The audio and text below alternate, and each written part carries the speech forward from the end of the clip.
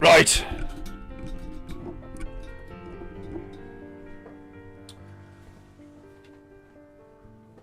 Forgot about the fucking googly eyes.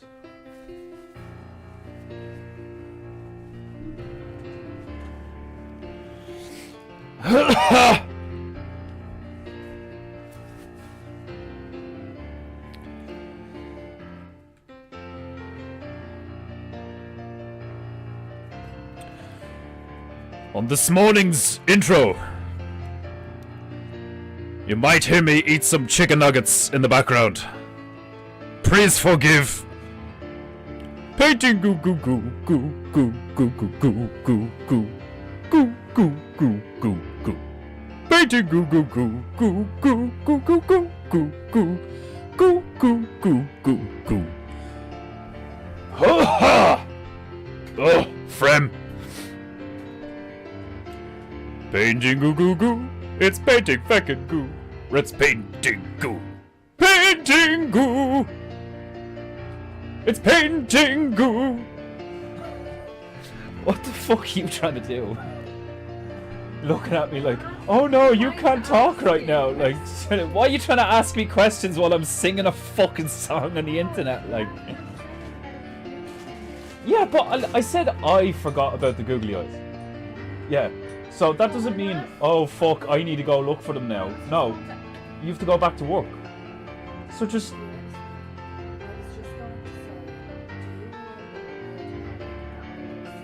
the stuff for the kids. Yeah, fire drawer.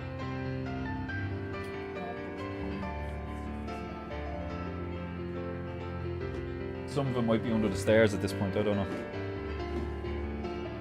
You've totally ruined my intro. Completely ruined my intro. It's all your fault. You tried to be... How the fuck did you try to be discreet by standing in front of me and trying to talk to me while I'm trying to sing a song? How is that discreet? Like... I tried to be discreet. I was standing in front of me and like...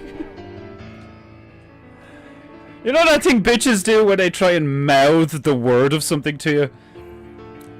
Like you can fucking lip read from 70 feet away or something, like... You know that shit, like... What's... Painting goo. Goo. Goo. Goo. Yes, it is painting new.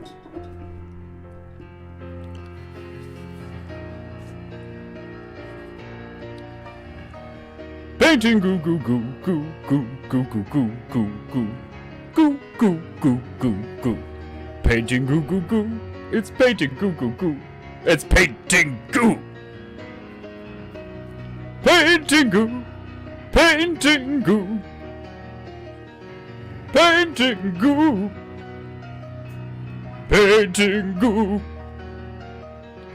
Painting goo. Goo goo goo. Goo goo goo goo. Painting goo. Goo goo goo goo.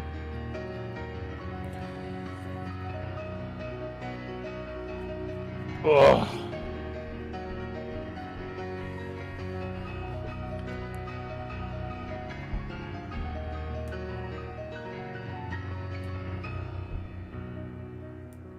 Painting goo.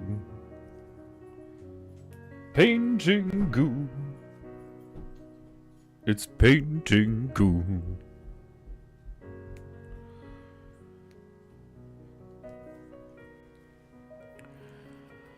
Right, happy fucking Monday, you. It's time for painting goo. You know the drill.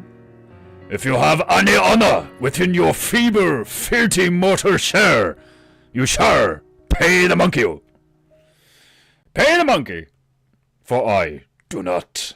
Greetings and welcome, chicken, to another glorious episode of Painting Goo with me, your demi-divine host, demigod of Painting Goo, Defender of Summer. The angers of the PEINTEINGU are off. It is a new PEINTEINGU today. So I have had to reset many things. I am running on a tight schedule today. I've already been to the grocery store, or the shops, as we call it here. I have purchased the makings of a fine stew that I shall make later. It's very funny when I went into the butcher's to pick up the minced beef. I was like, it's March. Winter has just dissipated, essentially. And now I make a stew? Why? Because I fucking feel like it, that's why. Speaking of food! Excuse me while I descend into proper PEINTEINGU posture. Oh, that's a stiff stool. That is a stiff stool. Look at that. Slowly revealing my glorious top knot, which is especially demonic looking today. What kind of, my top knot has bangs. That's what's going on with that. Right. Like I said, I'm on a very tight schedule today. Running against the clock. I enjoy it. I enjoy being under a time limit. It is exciting. But it has left me in a position where I still have my pint of milk and my chicken nuggets to eat. Because otherwise I'm going to be fucking starving. So, the three of us shall convene and speak of the happenings over the weekend while I eat my lunch. PEINTEINGU is now chicken nugget eating ASMR. So if you're one of those freaks who really enjoys watching people eat food, give me your money. That's exactly what I was thinking when I said I'm running against the clock. Today I am running against the clock. It's like, literally the image that came into my mind was that, like, oh god, I am running like on, I'm not running on fumes. I have plenty of energy. But fuck me, the last 40 minutes was a mad dash to make it here on time. Evade the croc at all costs. I just love saying, like, ever since I watched Finding Nemo years ago, it's like, it's not escape, it's escape. It's not evade, is evade. Pronouncing words differently is just so much fun sometimes. It can be gloriously entertaining to attempt to have a command of the English language that emanates gravitas. Especially while you're eating chicken live on the internet. Can you hear the crunch? Am I making you hungry? Let me know. I want feedback on my feed. I want feedback on me feeding myself.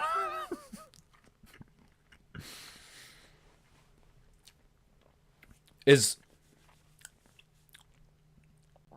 vomit another word for feedback?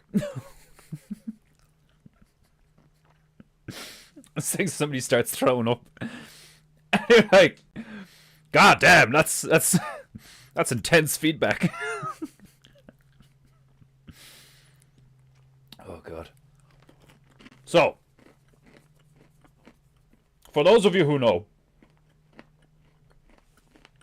today is a new PEINTEINGU. We just left Andoran, where a giant train and a giant snake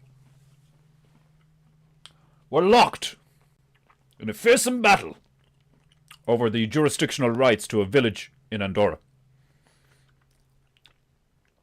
Who won? We don't care. We stuck around to see this fight, got bored, left. That's what we do here on PEINTEINGU.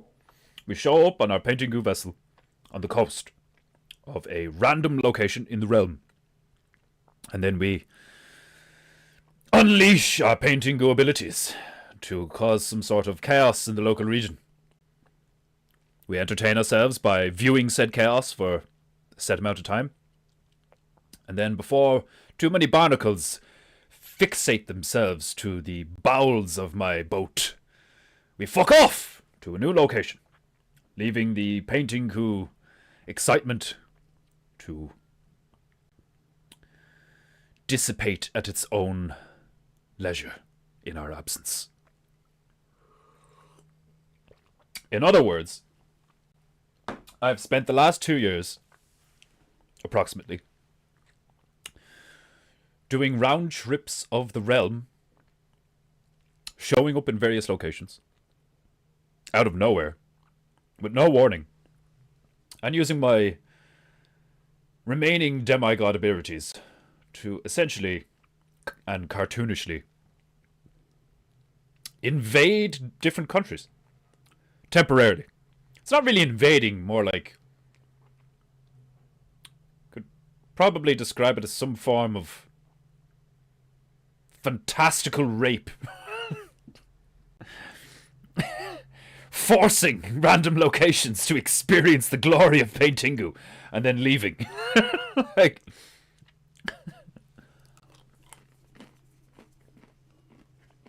in case you were wondering, these chicken nuggets are quite good.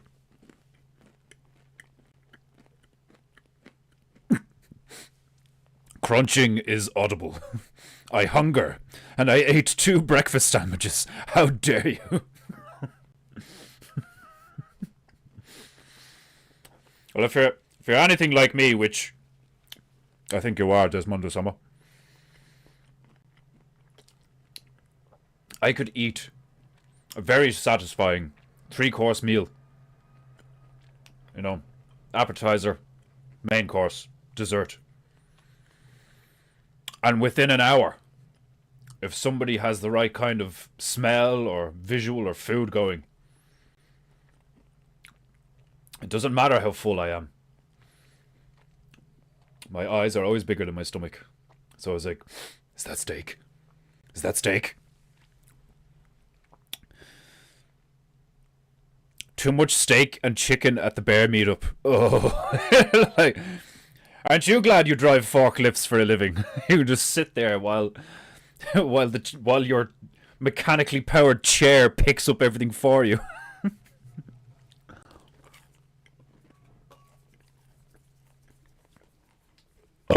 Oh! Right.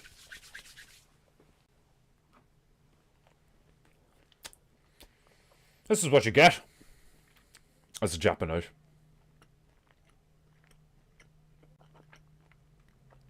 So contractually obliged am I. By honor alone, you know. There's no actual contract. I've not signed my name to anything. But verbal contract. I'm bound by honor to do PEINTEINGU Monday to Friday, 3 p.m. Same timer, same pricer, same high-octane PEINTEINGU energy. Every day, Monday to Friday. Without exception. There has been many exceptions. But this is what you get. Most of the time, it's going to be fine. But occasionally, I'm going to show up and I'm going to eat very loudly in front of you and drink my honey milk. For any of you wondering what honey milk is simply milk with a big dollop of honey in it. It's glorious. I love it. Oh, fuck. Ugh. Today's episode is sponsored by our very own homemade honey milk. Honey milk! PEINTEINGU, powered by milk and honey. It's like, I heard the honey. What's milk?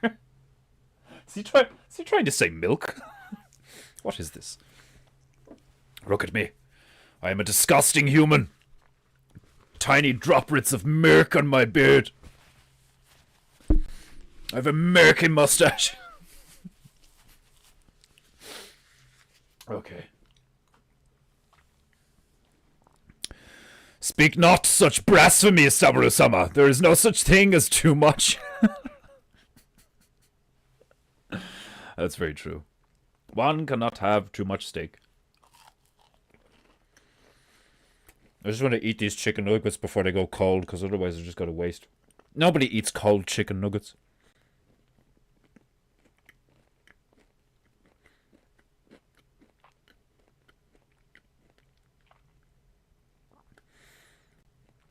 I am rifting my hand, actually. How dare you accuse me of mechanical assistance?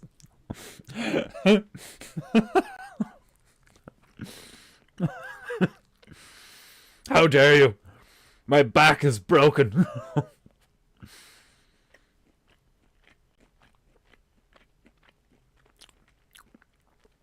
It accent your beard, makes it look lovely. What, the milk?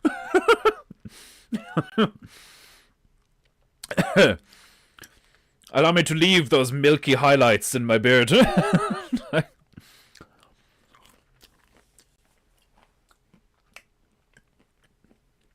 Never underestimate the aesthetic quality and prowess of milk in your beard. Mustache. Oh, it's glorious. Oh. I can't remember the last time I had a glass of milk and chicken nuggets. I feel like I'm 10 years old again. I feel like my grandmother just fed me. Oh, it's glorious.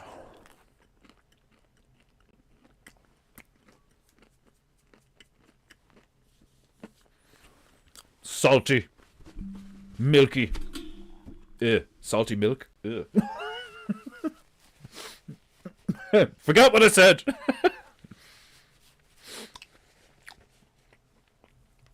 The nuggets are salty. The milk is milky. I don't have salty milk. That would be disgusting.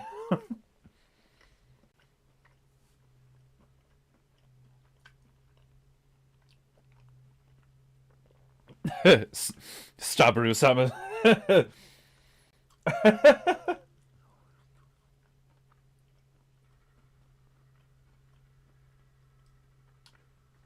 Oh, they're pregnant, are they? That's cool.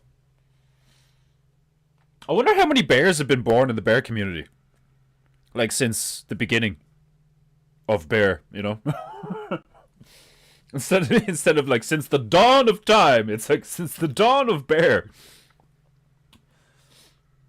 I sorted all of this by hand whilst you were eating and drinking. I'm not impressed.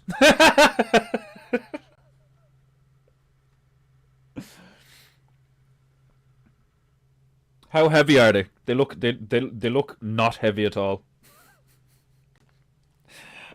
Like, we'll see how patient Stabaru-sama is while I just completely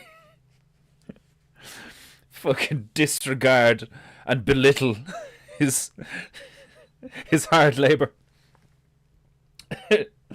Everything is like, look what I did. Look, while you fucking spit and conspire and munch and sip and sometimes paint, mostly just rant.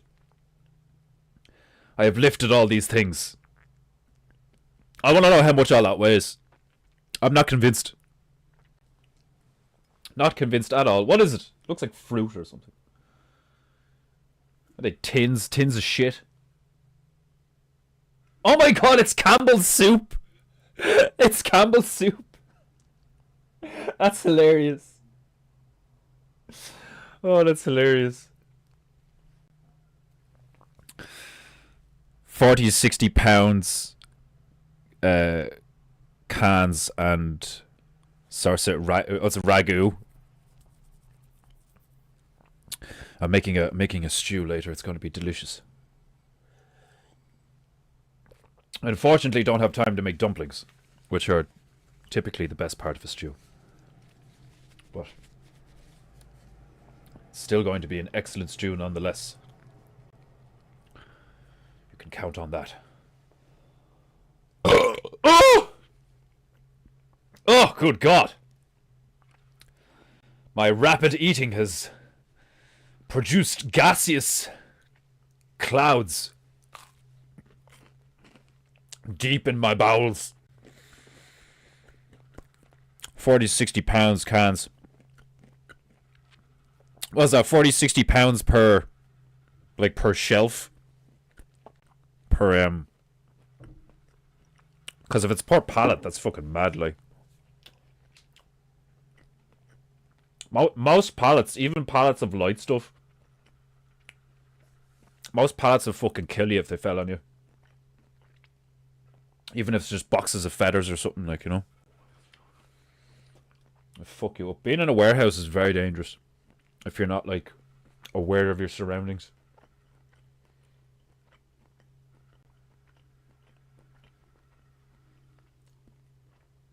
And when you say I sorted all this, are you on about, like, which ones are you talking about? Like, all the ones in the, like, all the ones, I'm assuming it's all the ones off the shelf in front of the shelf. Because that's how we used to do stuff too, is like you'd prepare the pallets in a different area and then move them. Or like prepare the, like, are you preparing them in front of those shelves to be put up on the top shelf kind of thing? So you prepare it in front of the shelf and then get the forklift and then pop it up, like. It's amazing seeing a warehouse work. You know, if you have a decent warehouse full of decent workers, and I'm not saying you're not. It's just you do have you do have a lot of Indians. You do have a lot of Pacheets.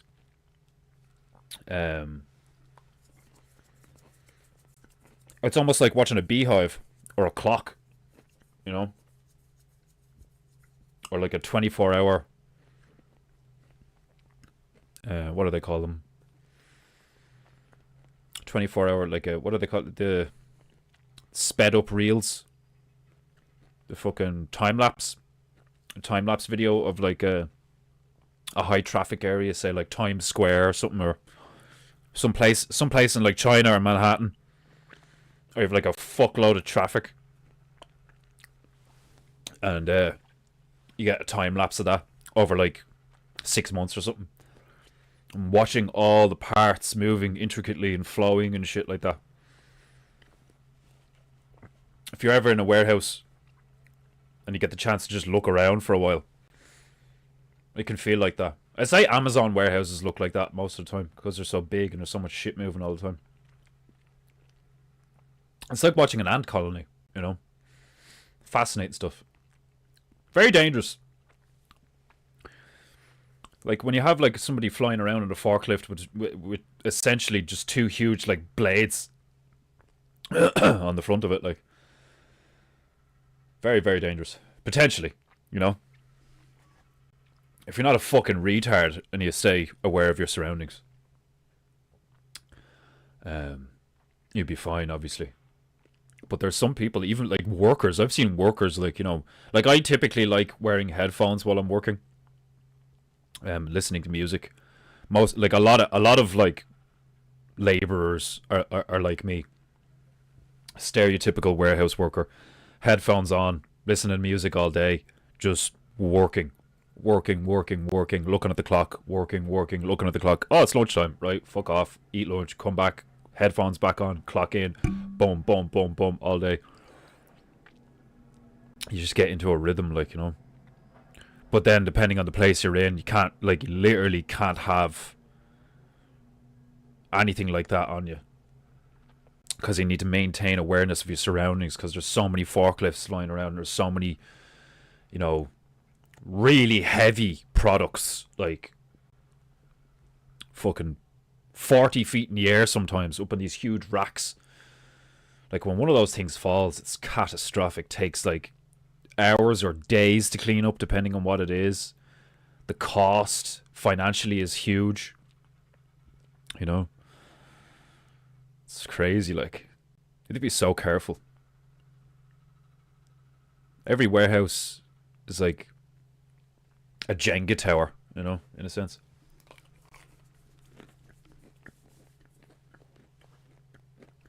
It shows up mixed and I have to itemize them to go into inventory.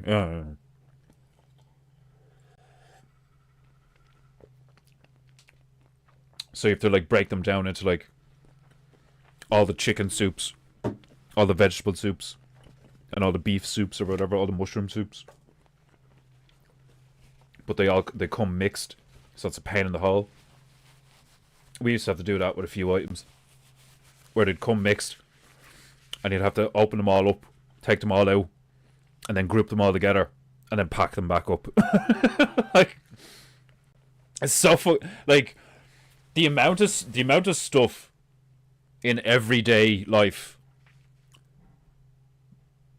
that if the people in charge had a brain, would be so much quicker and easier. Like the amount of like construction workers, warehouse workers, hospitals even. The amount of protocol and bureaucracy that actually delays things, causes deaths, causes problems, causes stress, costs time and money more than it should. The managerial class are typically disgusting, lazy wankers who get themselves into a managerial position specifically to not do any work. You know? Now, that's typically. Obviously, you get plenty of managers out there that are really fucking good at their job, and everyone who's being managed by them really likes them and appreciates them and shit. And of course, there's protocol and bureaucratic things that are completely necessary. However, from my personal experience, overbearing bureaucracy and protocol, if anything, can be worse than fucking criminal activity.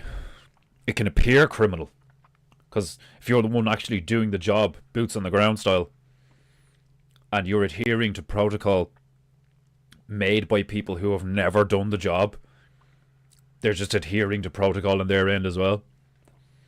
A lot of health and safety is like that. Just endless bullshit made up by retards. So sad. Per case, you motherfucker. A shaking of the fist. I shake my fist at you, you wanker. What's a 30? Well, fucking you Americans and your pounds. What's it, 30 to 60 pounds? It's like what? 30 pounds is like what? 10, 15 kilos? Where is it? 40 to 60 pounds. 40 pounds is 20 kilos. So it's, yeah, it's like around 30, around 20 to 30 kilos per thing. Heavy enough. Heavy enough. Definitely fucking get a hell of a lot heavier when you're after lifting like fucking 20 or 30 or 100 of them, and your back starts to get fucking sore. The most important thing that anyone should like your top priority, if you're a construction worker, like most manual labor jobs, is spinal health. Don't do anything that fucks your back up. Ever. And if somebody in charge is like telling you to do something a certain way and it makes your back feel uncomfortable or whatever, don't listen to them. I don't care if they roar at you, scream at you, tell them tell you that they're gonna fucking get you fired, you know, or reprimand you, anything. Like, fuck them. It's not worth it. A job is not worth your health, you know. I've seen so many people. It's one of the reasons why I genuinely admired Conor McGregor when he first started off, because he spoke a lot about what he saw because he was an apprentice plumber. And he saw all these old guys walking around with really bad posture and big bellies and really unhealthy. And he was like, I don't want to end up like that, like, you know. So he's very, very conscious about his posture and his health and his spinal health and all. Like, it's one of the reasons I think he did all that work with Ido Portal, all that movement shit. It was hilarious when Nate Diaz took the piss out of him for that. Yeah, playing touch butt with your buddy in the park. So funny. But the reality is that we live in a time where nobody gives a flying fuck about like what they actually should care about. Well, that's not true. Most people don't care about the things they should care about. Most people care about bullshit. Most people care about completely superficial bullshit. Oh.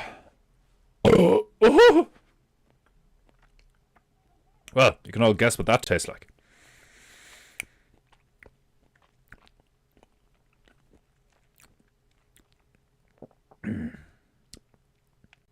We can only have one earbud in. Well, that's cool that they still let you have like one of them in. You know? They could turn around and be like, no. No music. Some of the warehouses I was in were like that. But it made sense, you know. You need to be mindful of your surroundings. It's almost always cause some manager / boss wants to save a buck. So much waste and disorganization. Yeah, like the disorganization, waste, bureaucracy, stupid protocol as a result of like, you know, poor management and all that shit. Like the amount of times I see road workers, builders, like any type of construction worker, or warehouse workers, and I've been in, not on a road, but I've been in a construction site, like in a housing estate, and I've been working, like I've worked in warehouses, and the amount of fucking times, the amount of times that you would look around and there's like 2 or 3 people just standing there doing nothing for like 40 minutes. You know, just standing there holding their dicks, looking at their phones, having a smoke. And sure, I mean, you're getting paid to do nothing, fine. You know, like you know, have a bit of. I'm not against a bit of banter and a bit of leisure in the workplace and stuff like that. Like, but it's kind of like when you have so much of it, it's like, what are these guys even getting paid for? Like, it's very similar in office buildings, like in office workers and stuff. Like, you think everybody is like working really hard. They're not. Do you know what I mean? A lot of people out there, I'd say most people do the minimum amount of work with the minimum amount of effort to be able to just get by and get paid. You know? Oh. Fuck you, Mike. I was getting in my way. I'm sorry, nigga. And like, look, don't get me wrong. I mean, like, I kind of understand that mentality of like, you know, sometimes I get it. But then other times I'm like, would you not take a bit of pride in your work, and would you not like have a bit of fucking oomph about it? Like, but it's like, can you really expect people to give a fuck about the quality of their work when their work is like working in Panda Express or something? Like I'll never, was it Panda Express or was it Panda Recycling? I'll never forget working there. I was only there for like 2 weeks or something. It was like one of the worst experiences of my life. Nobody spoke any fucking English. Just a bunch of foreigners, places and bits. It's ridiculous. The way they say, you can tell a lot about a people by how they treat their most vulnerable or whatever. I think you can tell a lot about people how they treat like the lowest job market, the lowest jobs in the market, you know. If the people who are cleaning toilets and cleaning up the rubbish have it really bad, are being paid really bad, and have like shit work conditions, that to me says a lot about your society, about your nation, even. That those people should be paid like your janitors, your sewage, your plumbers, your sewage cleaners, like your construction workers, your laborers, warehouse workers, delivery guys, postmen, like all the network all the, what did they call it during COVID? The fucking the essential people, the essential work. If you're an essential worker, which there is some truth to that. But the way they used it was totally psychotic, of course. But if you are in that category of like essential work to society, to the infrastructure of everyday society, then you should be well looked after. It's like it says so much about our society where like the guy who cleans up toilets is typically seen as like the lowest of the low. Janitors come in and clean up after you like you're a king. Like they scrub shit, piss, like the most foul excretions and leftovers by polite, civilized society, in quotes. And these people will come in and clean up, and they're like the lowest of the low. That's crazy to me. They should, like, if anything, those people should be like, they should be applauded, and they should be like, they should be looked after, like those are the people who deserve like really well paying pensions. Like, what if you get like some kind of mad bacterial disease from years and years of exposure to other people's shit?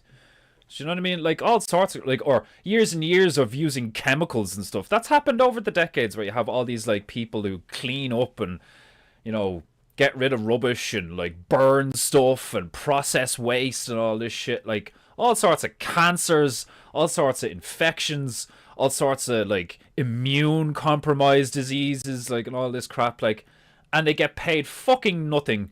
And their work is fucking laborious and stinky and shit and all this stuff. Like, meanwhile, you'll pay some psychopath stupid money to deep sea weld for like a oil rig you're going to install. And it's kind of like, the only reason they pay him that much money is because he could die. Like, you might get the bends. There could be a catastrophic failure in your equipment. Like, do you know what I mean? And you're like 200 feet underwater or some shit like that. Like, think about how fucking psychotic our society is when it's set up like that. It's like, oh yeah, like we'll pay you really good money, but only because you might die. Like, so we literally have to give you an incentive to do this like insane job. Like, it's so funny to me how backwards like most of our existence is these days. It's so backwards. We literally live in an inverted society, like a perverted inverted society for the most part, Obviously, there's still plenty of parts of it that are like totally fine. Everyday fucking happenings are like, completely just moral and acceptable. But there is like a growing amount of our everyday life for years now that is just like, what are we doing? Why is this a thing? How can we claim to be like a fucking enlightened, like, oh, but we are humans and we are above the animals and we have used technology to do such wondrous things in the fields of medicine and travel and adventure and all. But bollocks, bollocks, bollocks, bollocks. It's all bollocks. It's all propaganda and lies from lying, sycophantic psychopaths. And when you discover that, it's quite depressing.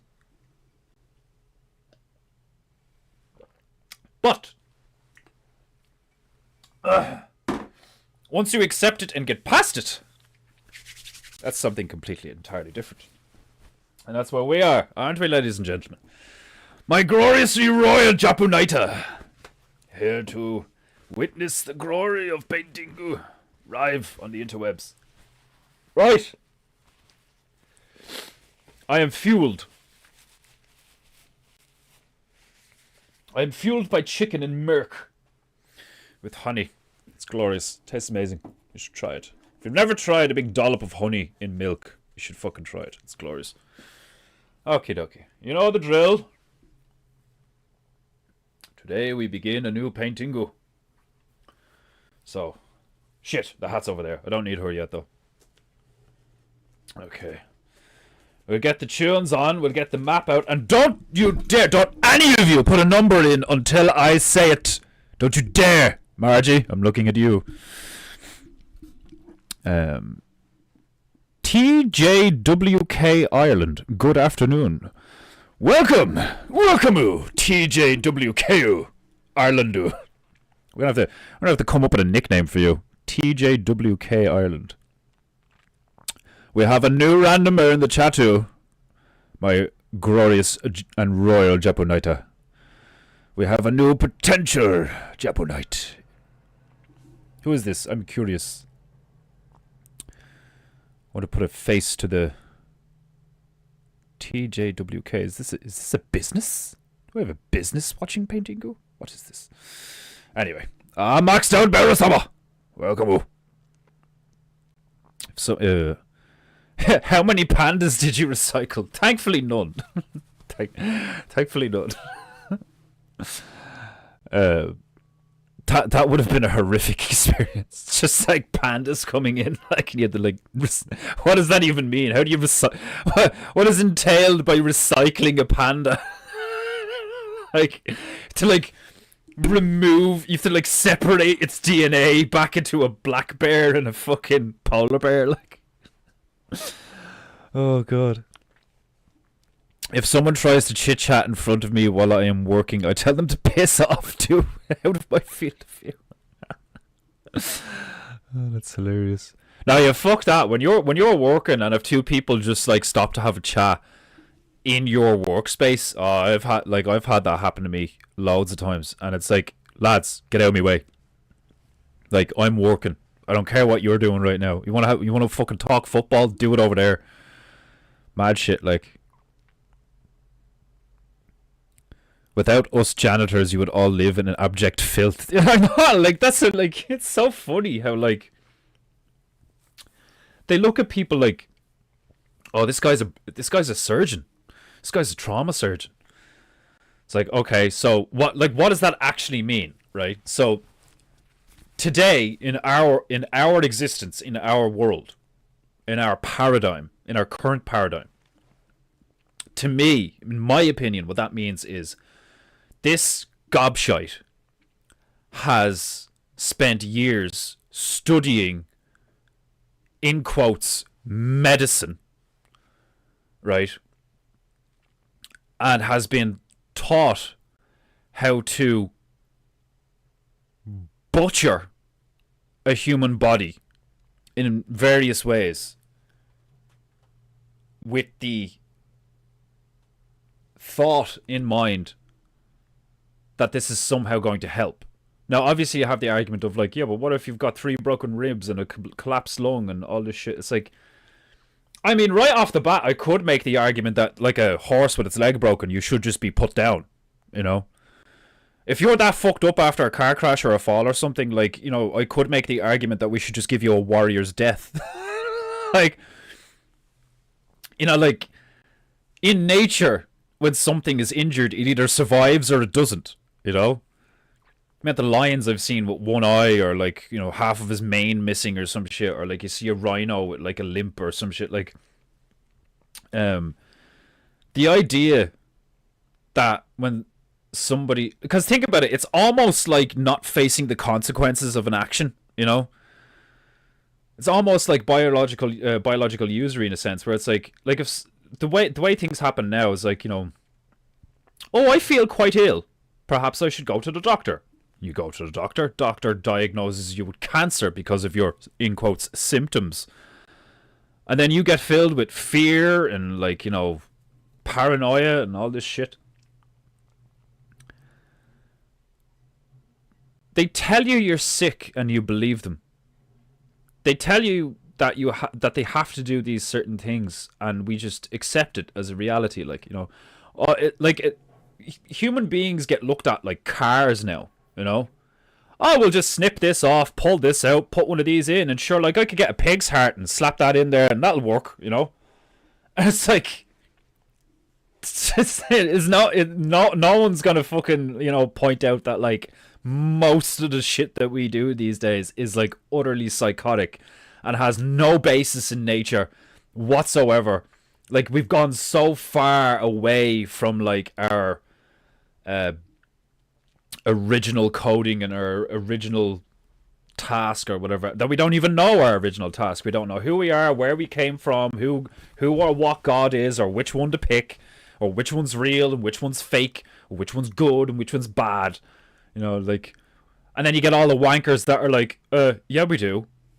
One, you know, one and only true God, the Christian God, duh, alright. You want to be a pompous, arrogant gobshite, walk away. And then you got the Muslims, you know, which is basically just a different version of the same thing. You know, our God, obviously, you fucking, like, the amount of hubris it takes a group of people to be like, oh yeah, our divine entity that is born of conception and a want to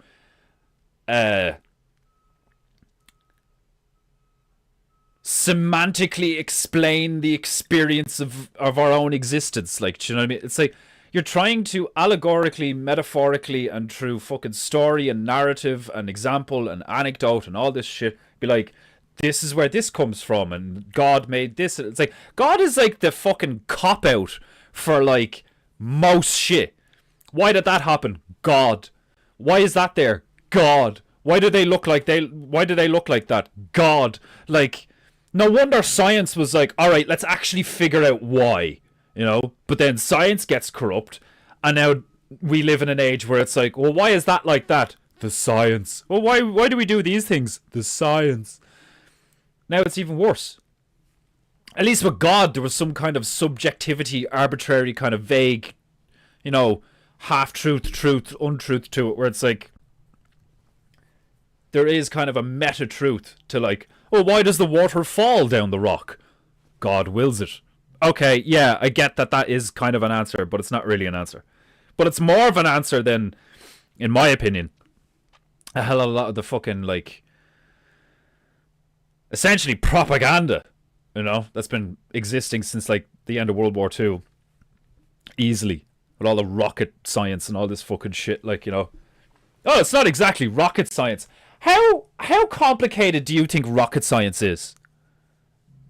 Like, think about it, right? What's a rocket? A projectile. It's an arrow with a fire on the back of it. You know? That's all a rocket is a self-propelled arrow. You know? What's all this bollocks of like, oh, it's not exactly rocket science? Like, don't get me wrong. When you look at the fucking, when you look at the rockets they sent it to, in quotes, space, right? The ones they shoot up into the sky. And then just so happen to make an arc and then, you know, kind of fucking... But anyway. Sure, they look mechanically complicated, especially when you look at, like, the exhausts on, like, the huge... not just the exhausts, but, like, all the pipes, all the intricately woven pipes that bring in all the fuel and the oxygen and the airflow and all this fucking shit, and then you just have this massive opening at the end. It's just like it looks complicated, you know. I'm sure to a degree it is complicated and hard to follow where all those lines go. Like, do you know what I mean? Because if you just look at a blueprint and there's just fucking lines going all over the place, like, do you know what I mean? Sure, you could be like, Jesus, this is complex, like, do you know what I mean? But does that mean it's actually, like, born of a high level of intellect? You know?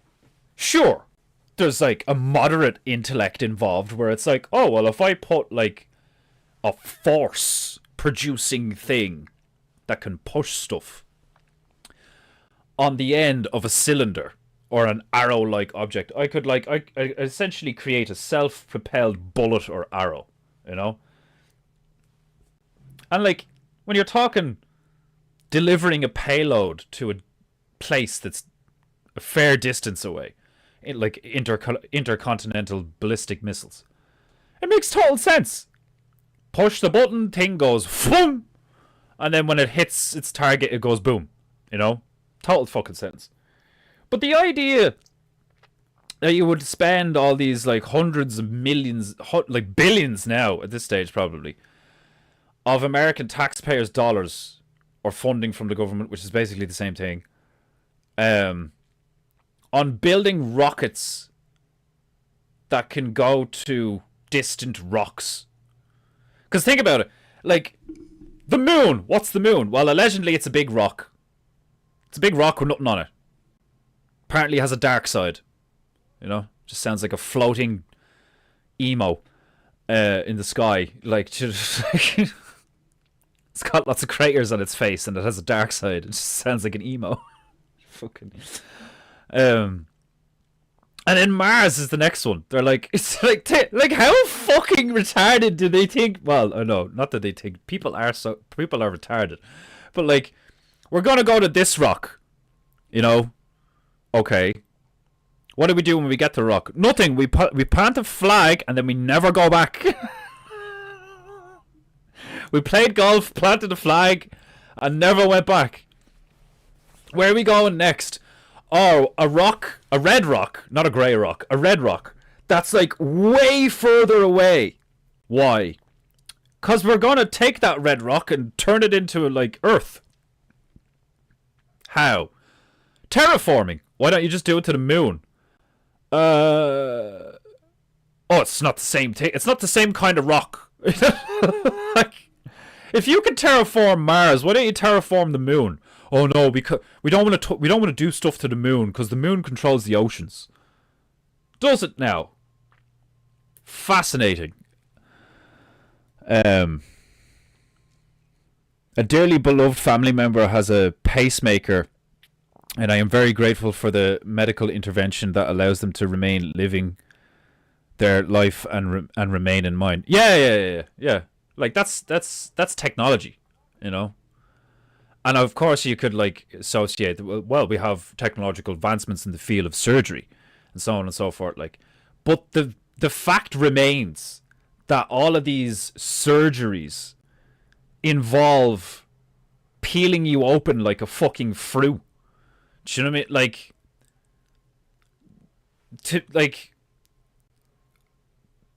mean? I don't understand how you get there. Like, do you know what I mean? Like fair enough, technology for the most part, but it's like there are modalities of healing that we've either completely lost, forgotten about, or have been hidden from us intentionally. Just like with the fossil fuels and abundance of energy and all this fucking shit. The reason why you can't have a car that runs on water is because they don't want you to, because then they won't make any money. The reason that your family member needs a pacemaker and not some sort of like, you know, treatment from some sort of machine, like the way I see it is like if we were actually following good, true, and beautiful for the past 200 years at least, we would have machines that you could just drop someone in or pass someone through like a fucking toaster in a pizza place. You could just like you could send them through some kind of sound wave, or you know, like a chamber that has a certain form of resonance to it, like, and you either have them in it for an extended period of time or you pass them through it, and it would just like completely remap the entire body. Because like what I've heard is that the same way that your body grows into like your DNA, whatever the fuck they call it, is like your God-given blueprint of what you look like, what color eyes you have, how tall you are, all this fucking shit, like, you know, what things you're going to be good at, what things you're going to be bad at, like all that fucking crap. that never goes away. That's always there. And if there's I would imagine it would make sense to me if there was a way of resetting your body's hormonal and chemical and physical state to like its original state, you know, because like think about what you would look like and how you would feel if you'd never smoked, never been vaccinated, never had any kind of like processed foods in the sense of like chemicals, hormones, genetic modification, additives, so on and so forth. You know, what if we didn't live in cities? You know, constantly surrounded by ceilings, typically low ceilings, and you're always in boxes at 90-degree angles and all this shit. Like, I am a firm believer of the concept or the conspiracy theory, whatever you want to call it. But like, I would put good money on there being well known and well documented modalities of medicine, education, health, like everything in our society that are completely different, based on completely different input, output, stimulus, like knowledge, all this fucking shit. That would appear like magic to us, and that would like break people's brains, you know, because it would be stuff like that. It'd be like for me, it would be like if somebody could, if I saw somebody cure their grandfather of Parkinson's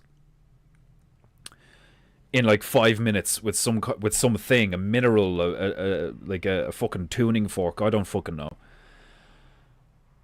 I would probably get quite melancholy, because it would just hammer home for me the experience that I had when my grandfather died of Parkinson's, and I was asking my parents, mainly my father, but I was like the one talking about, like, I've heard about CBD oil, and I've heard this, and like I've heard you can get these machines and these like frequency things and all this stuff, and like they just think all of it's fake. They just think all of it's fucking bullshit. It's like, oh, that's like, yeah, that's not real. That's a scam. All these things are scams. Like, it's like, no, the life you're living, the world you live in a city controlled by a government, controlled by Satanists and fucking cult members and pedophiles and all, that's the scam.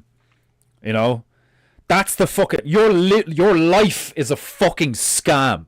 You know, the fact that you're not willing to just try new things and, like, you know, try different options. You're so like dogmatically, regimentally just fixated on like, no, I have to go to hospital and they have to cut me open and I have to take these pills and I have to let them pump this fucking weird fluid that I don't know what's in it, in me, like inside my veins, and mix with my blood and all this shit. I have to do these things or I will die. You know, you don't think that mindset is what's killing you, you fucking retard? Oh god. Anyway, right, I came here to paint. As much as one might argue that is extreme intervention, there are positives to extreme intervention, as unnatural as one could legitimately call it. Yeah, I completely agree. You know, I do completely agree. But then I would also argue the others. Like, you know, it's like, it's both. Like, it is cool that, like, people can get heart transplants, pacemakers, you know, even a what are they called? Even a colostomy bag, you know, is like disgusting and horrifying, and, you know, all this shit. But it's like fascinating and cool that you could like sustain life using technology. But imagine if there was like a karmic consequence to that. Like, imagine keeping people alive when they're supposed to die only further imbalances the realm. Like, think about that. Like, you know, your car crash, family members gonna die unless we do this drastic procedure. You do the drastic procedure. Right. Family member's still alive. I am sure that you could argue, especially from a spiritual perspective, that medical intervention is like a dark pagan ritual. It's like you're looking at a family member and they're like, oh god, like I'm gonna die and all, and blah blah, like punctured lung, internal bleeding, broken neck, fucking all this shit. Like, is it better to look at a person, like, what if it's your father or your wife? What if it's your wife or your child? Like, just get like the worst possible scenario. It is your 8-year-old child, right? And you have the option as the parent. It's like, okay, do we put them on a ventilator and then put them through all these surgeries and then give them a fucking, like a, titanium implants in their spine, so hopefully they'll be able to walk again once that heals. We're gonna need to like cut off a quarter of the left lung and like stitch it up so it'll inflate again properly. We're gonna need to take out like at least 3 feet of the intestine because of like all the fucking internal bleeding and the damage. Like, they're gonna need to butcher your kid, right? But your kid will live, and your kid will probably have, a limp and some cognitive disabilities, but your kid's gonna live, right? Really serious question. Do you think the right thing to do is to allow them psychopaths to do that shit because technology's cool? Or do you think the right thing to do is to, like, finish your kid off? Like, to give your kid, like, in quotes, like a warrior's death. And be like, go back to God. Because think about it. What, like, are you keeping the kid alive all the time because, like, you want the kid to live? Or is it because you want the kid to live? Do you know what I mean? Like, are you being selfish, being like, no, I can't handle if my child dies. That will upset me. But like, what about all the trauma you're putting the kid through, or going to put the kid through, or going to allow strangers to put your kid through in an attempt to prolong their life, even though their life is never going to be the same again? I mean, they have all these ethical and moral fucking debates of like, well, what if you give birth to a baby and it has like all sorts of like ailments, The Spartans used to just take one look at it and go, no, that's not going to live, chuck it off a cliff. And like, a lot of people are like, oh my god, that's so horrifying and all. It's like, kind of. I mean, if it's a big cliff, the kid's not going to feel a fucking thing. Like, it's just kind of smashed all over the rocks at the end. It's like, it's not going to like, it's not like you're deliberately torturing the child and causing a horrific pain and suffering, You're just looking at it and being like, oh, this poor child is not strong enough. Go back to the gods, and you just throw it off the cliff. And yeah, obviously, I'm sure that if the mother's standing there, she's like inconsolable in that moment. But emotions and feelings are fleeting, even the really powerful ones. So like, if she just accepts that, especially in a deity sense, in like a god, like a religious sense, if she can accept that and then just try again and have another child, then everything could probably be fine. I think our capacity to accept profound what we experience is like, I don't like this. I think our capacity to endure and accept things like that has like drastically reduced because of stuff like that, where it's like, oh well, we can fix him. Oh well, he doesn't have to die because we have technology. It's like, you don't have to wait 5 years and save up money. You could just take out a loan and be in debt. Do you know what I mean? It's like, to me, it's all the same, where it's like, well, we could let the gods decide the fate of this, whether it be a person, place, thing, or whatever, a concept. You could be like, it's up to the gods. Or you could turn around and be like, it's up to us whether we fail, whether we try, and all this stuff. And of course, you could argue that it's like, even if you try and intervene, that it's still kind of up to the gods because, you know, blah, blah, blah. But I think in the attempt, like, to me, it makes sense that it's like, back in the day, it would have been like, you know, my son is going to die. And there would have been another person being like, well, what if your son is supposed to die? What if the gods have dictated that your son's soul is supposed to go back now for some reason? And it's like, no, like, I want my child to live. Like, I love my child. I'm not going to let my child die. I will not stand for this. Like, do you know what I mean? It's like, okay, is that the parent being a child and not accepting fate, you know, and having faith that the gods will do whatever, like, is the best or whatever?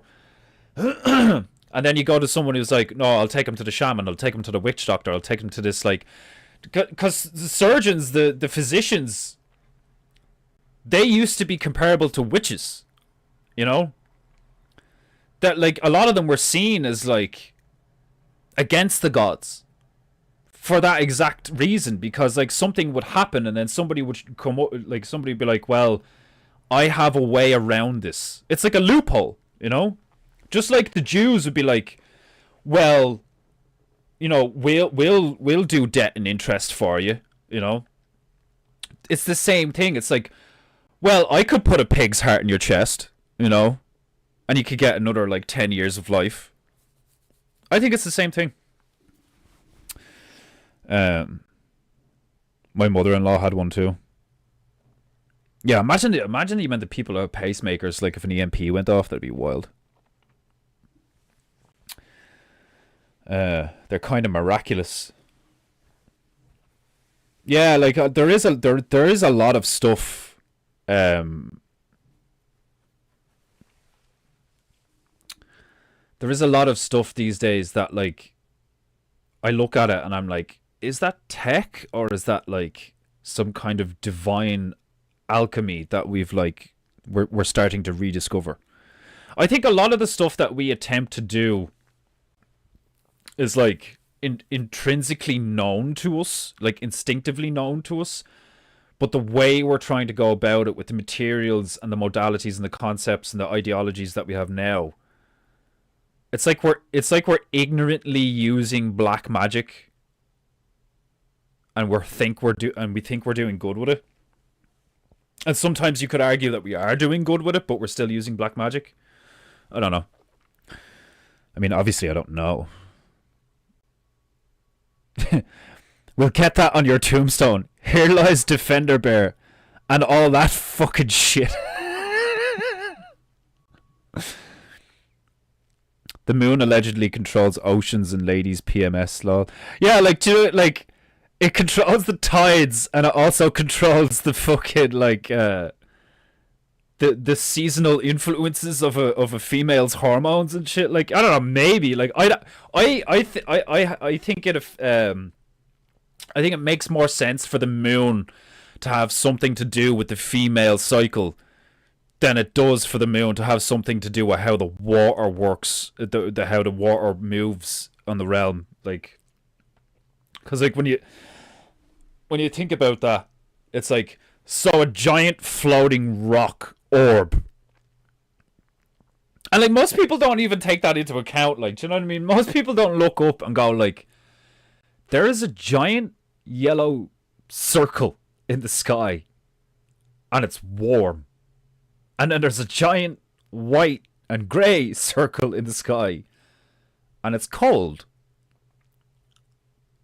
and nobody thinks that's, like, obviously a lot of people think it's fascinating because it's, like, science and all that, but it's like they're all chasing at it, they're all looking at it from the one lens of, like, science, in quotes, like, do you know what I mean? So it's like, so few people look at the luminaries and genuinely question, like, what the fuck is that? It's a perfect circle. It's like, nothing else in our day-to-day life. Nothing else in our day-to-day life is has those properties. They are suspended indefinitely, and they have a patternized route that they take that you can predict. Like, what the fuck? Like, do you know what I mean? Like, the sun and the moon are like like of all the fascinating things that you can actually interact with and fucking, experiment with and try and figure out how it works or what it's made of or like what it smells like, all these fucking things, like all the stuff that's down here you can fuck with and you can like find out. But you look up and you're like, what the fuck are those things?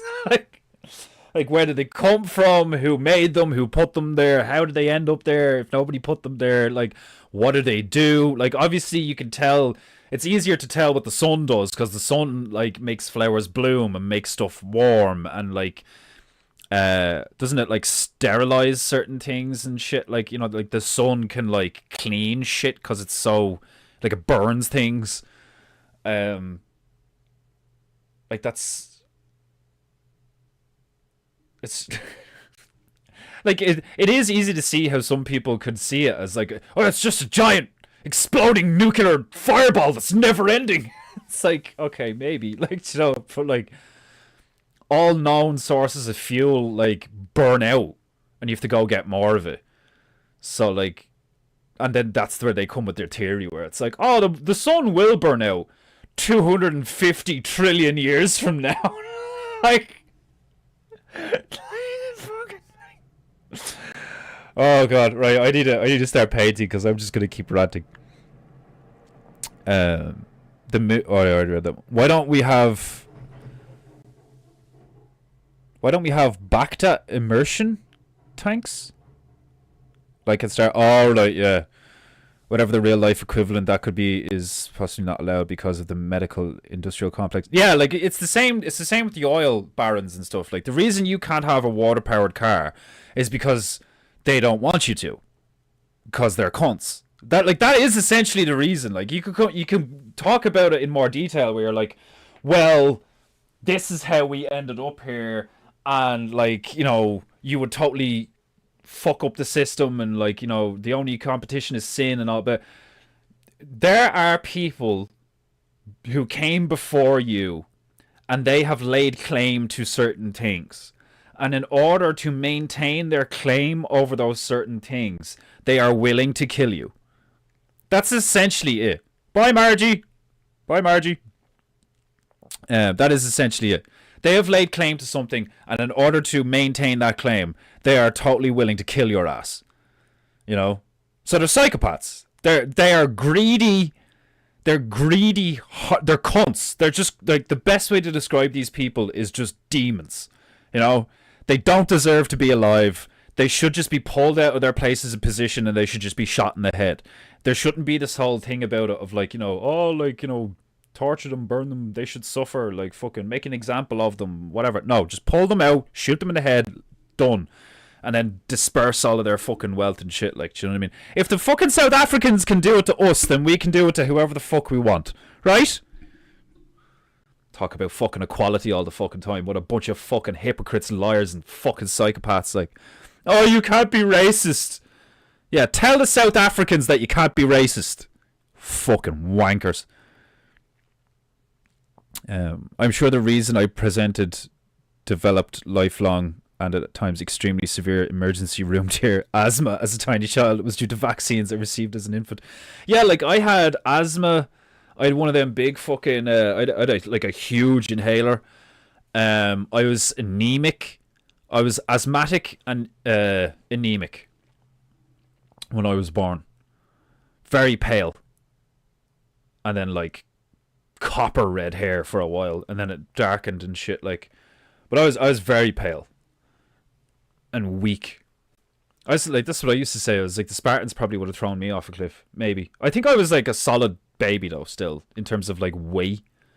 I think I was like 8 pounds something. I was still fairly large. Like, I was like a very average baby, or like slightly above average baby in terms of like body weight and size.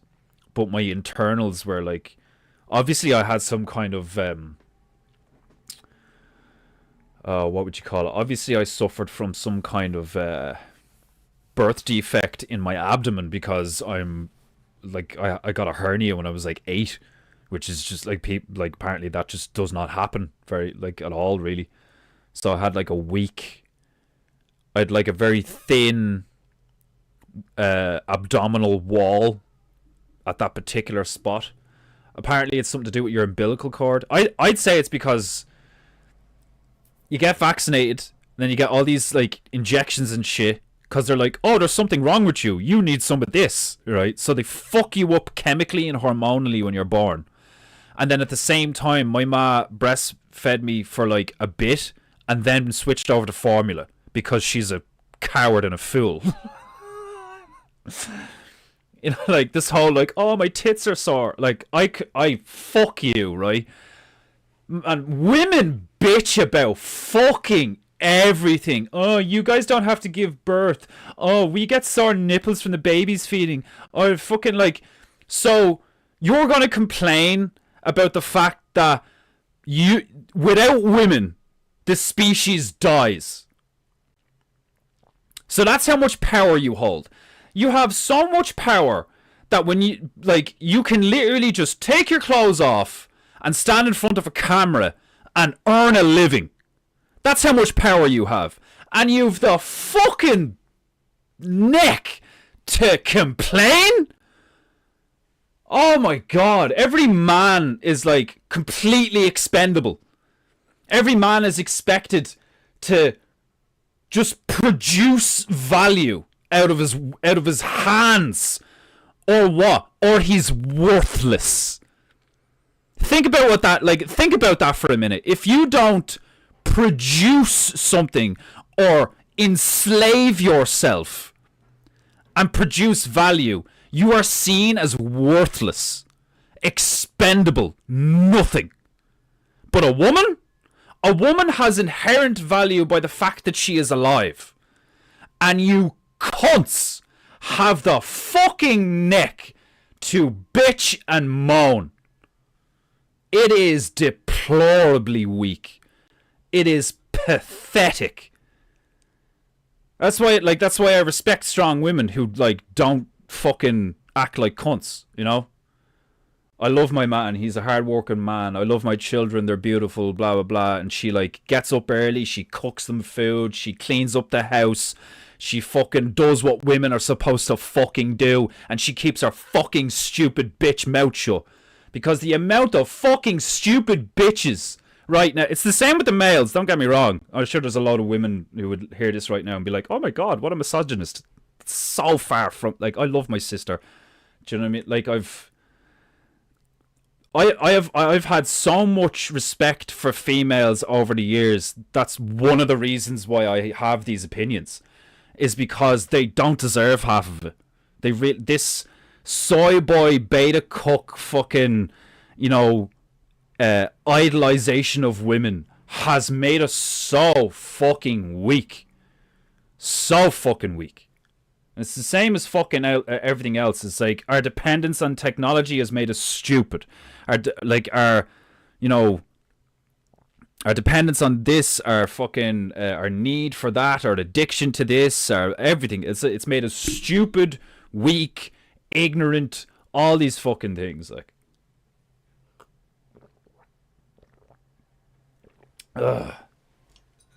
And if you think I'm wrong, say something. I won't give a fuck, unless it's like one of the people I actually care about. Yeah, the medical pharmakeia, karmic balance stuff is a legit interesting consideration, no doubt. Yeah, like I think there's a big whoa, my chat about the Jays just providing the usury that Gentiles wanted appears to have disappeared. Yeah, well, we're on YouTube, so, you know, don't be surprised. I can only fucking, like, dude, like that, like, I've got like over 400 videos. How many hours have I done live? And I've only got 113 subscribers. The amount of people that have been like even randomers have come into the chat and been like, you deserve way more subscribers and shit like that. Not like, I'm telling you now, whatever I say, and because of like the copyright on the music and Also because I don't do promoting. Do you know what I mean? Like I don't like the only promotion shit I do is like like and subscribe and blah blah. Like, and I have a gay Canadian doing that for me anyway. So like, it's like I'm not surprised that I'm not reaching people, you know, steadily or whatever like that. Like, I'm not surprised at all. So you shouldn't be surprised if one of your chats just randomly disappeared. I wonder if YouTube didn't like my comment or if it was a mod here. Like if I ever find out that Stabru Sama or like Demon Hunter or Two Acre or is Scouse is the other one, like what do I have, like 4 or 5 mods or something? If I ever find out that one of them is fucking me, I think I'll actually get a plane over and I'll fucking gut you with my bare hands. I won't trim my nails for like 6 months, so I'll have fucking claws when I show up at your door, and I will literally pull your heart out of your fucking chest cavity with my bare hands and eat it in front of you while you're still fucking alive. Could you imagine being like, I'm not saying like that I believe it to be, just saying if like, you never know, like, you know, but like if one of my mods was secretly fucking like a wanker, like, oh my god, I wouldn't be surprised though. I genuinely, well, obviously I'd be a little bit surprised, especially if it was like like if it actually was any, like, it wouldn't make sense to me at all. You know, you got Two Acre, Desmond, Stabaroo, Scouse. Who else? Maybe it's the female. It could be the female. Could be the female. Definitely could be the female. I'm trying to fuck me in the fucking background. Defender is on a field trip to moderate mods. This is a funny premise. How dare you? I'm straight. You literally cannot be straighter than anyone in the realm while still residing in Canada. As long as you, like, you can still be Canadian, but then you have to move, like, you know. So you're Canadian and you live in Canada. Like, you can't be straighter than anyone. Do you know what I mean? I mean, like, the fact that America is right beside you and the level of degeneracy there, and they still have more honor than Canada. Internationally, like, everybody looks at Canada as like, it's cold, it's wet, it's gay. Nobody likes it, you know? Why the fuck is there so many Indians in Canada? It doesn't make any sense. How do you go from, like, a swelteringly hot, stinky, spicy climate to the north? Like, you know? I mean, sure, like, they have the beards and the turbans and shit, like... Oh jeez, tell me how you really feel. Like, how dare you? I'm straighter than you. Like, don't get me started. You're Canadian. Like, you're not going to win this. Like, and I'm Irish. You know, universally and internationally loved and lauded as, like, you know, the fucking, we're either amazing fighters or great, we'll drink you under the table or all this fucking shit. Like, you can't win. You can't win in this arena. If you want to win in an arena, it'll have to be like you could lift more weight than me or something, you know, or you're taller than me, you know, which I can do nothing about. So you can do something about being Canadian in Canada, you know. You can get the fuck out of Canada and get a different passport. That's what the fuck you can do. That's how you can really work on being straight and not obscenely gay, you know. You deserve it. You deserve being surrounded by Punjabs, Pajeets, by smelly Pajeets, you know. You deserve it. Why? Because you married a black woman. And not only are you Canadian, but you betrayed all of your white Canadians and you married a black woman. This is why you work in a warehouse and you're surrounded by Indians. It's God punishing you.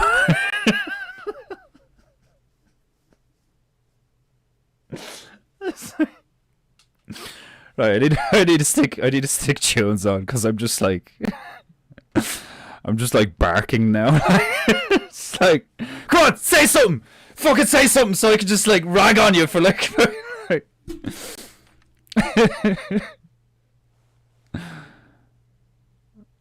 It was because of the Kobayashi Maru incident in Vancouver. Look it up. Isn't that from Star Trek?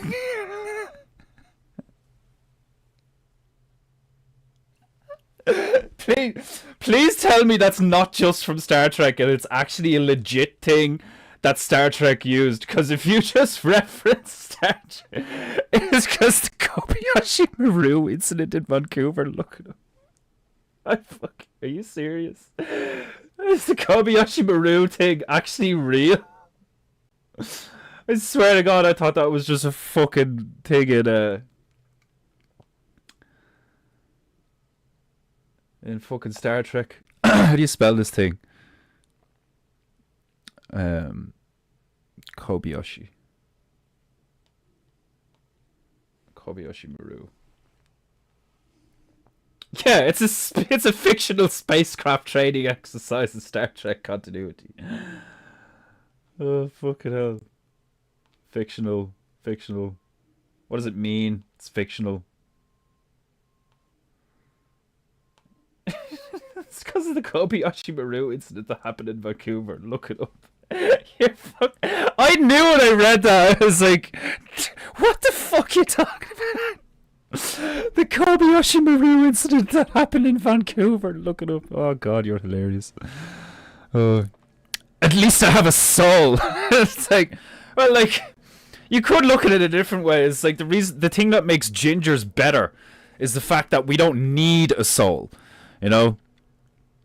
The rest of you pathetic fucking sacks of shit need a soul. You know? Gingers don't.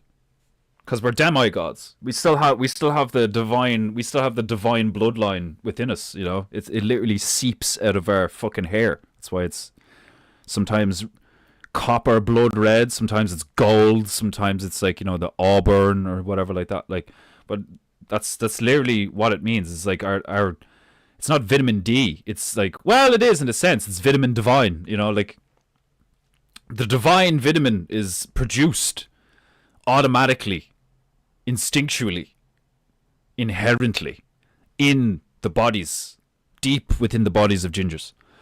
So we don't need souls, which makes us better than you, you know.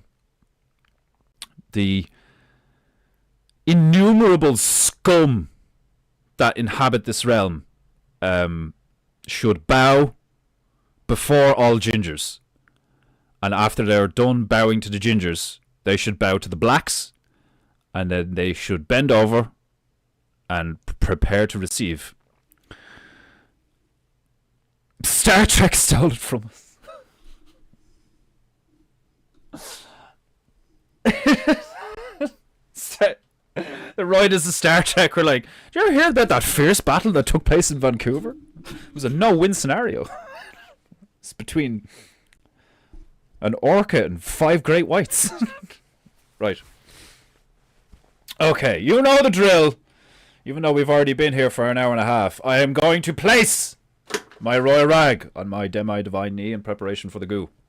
And we are going to get this show on the road. Remember to Rika, share, and subscribe to PEINTEINGU.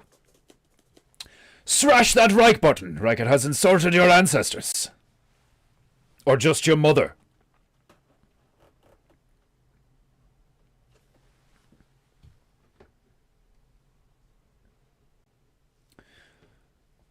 Right, okay.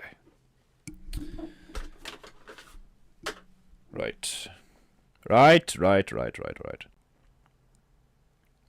So, first things first. The map. Right! Give me a number between 0 and 224. Do it now.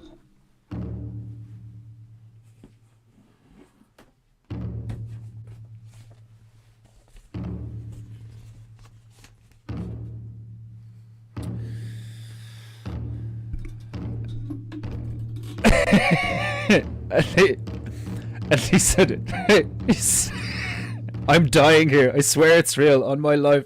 You lying sack of shit. Like, there's no hope for you. Not only are you Canadian, but you're also a liar. You're done. Margie coming in with the 33.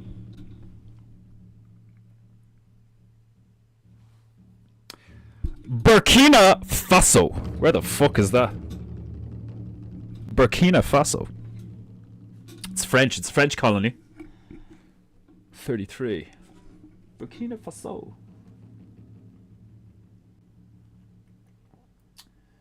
And 32 is there.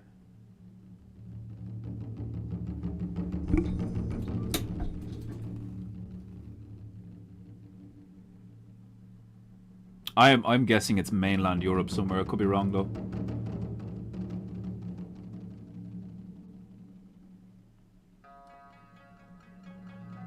Might be an. It kind of sounds like it would be. It's an island. Kind of sounds like an island. Burkina Faso. It's French. So like, even though it's French, it could be fucking anywhere though. There's like 31's over there, 32's over here. It's not one of those fucking like out in the middle of nowhere islands, is it? No.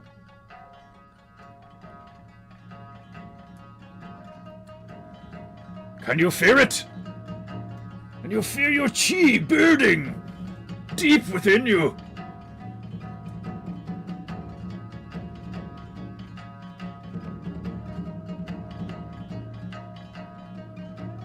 Where the fuck is this place?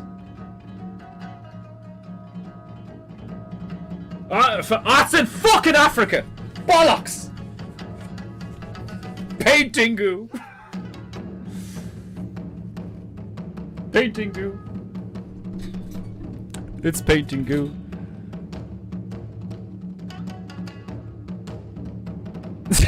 I'm dead serious. The only thing that comes up with Kobayashi Maru is fucking. It's fictional. That is hilarious that fiction supplanted the real history. Are you surprised? I'm not surprised. I will send you the article later. That is so funny. Oh god. No, we didn't do 33. It's not marked off.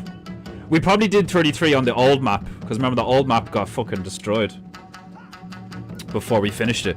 So technically we haven't actually done a full circumnavigation of the entire realm. But we will once we've done it this time, you know. Oh, which reminds me, we only have 11 more PEINTEINGUs to go until I will start building the book of PEINTEINGU. We are 89. I have 89 of them there, which is fucking crazy when you think about it. Like, and when you look back at some of them, like it's like whatever about improvement, but just like the fucking the difference. Just the difference between some of the old ones and some of the latest ones, like, it's fucking crazy. Okay. So, unfortunately, we're going back to Africa. But if we're gonna finish this map, we're gonna... Do you know what I might do, actually? Like, fucking, for the next, like, 25 PEINTEINGUs, I might do all of Africa and just get it out of the way so we never go to Africa again. Apologies, the writer from Star Trek stole the name and changed it slightly. Check the... Of course you did. PEINTEINGU, goo goo goo. Alright. So, we're back in Africa. This time is West Africa. Kasatoy. Oh yeah, I remember this. We have been here before on the old map. We did, yeah, we have been here before. I remember Kasatoy.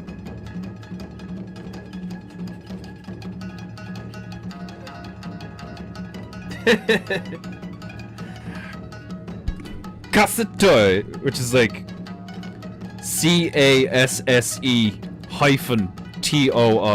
Kasatoy. And it means bugger off.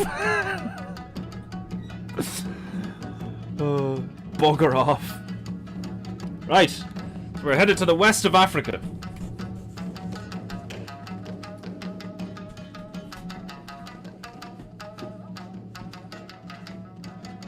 A place called Burkina Faso.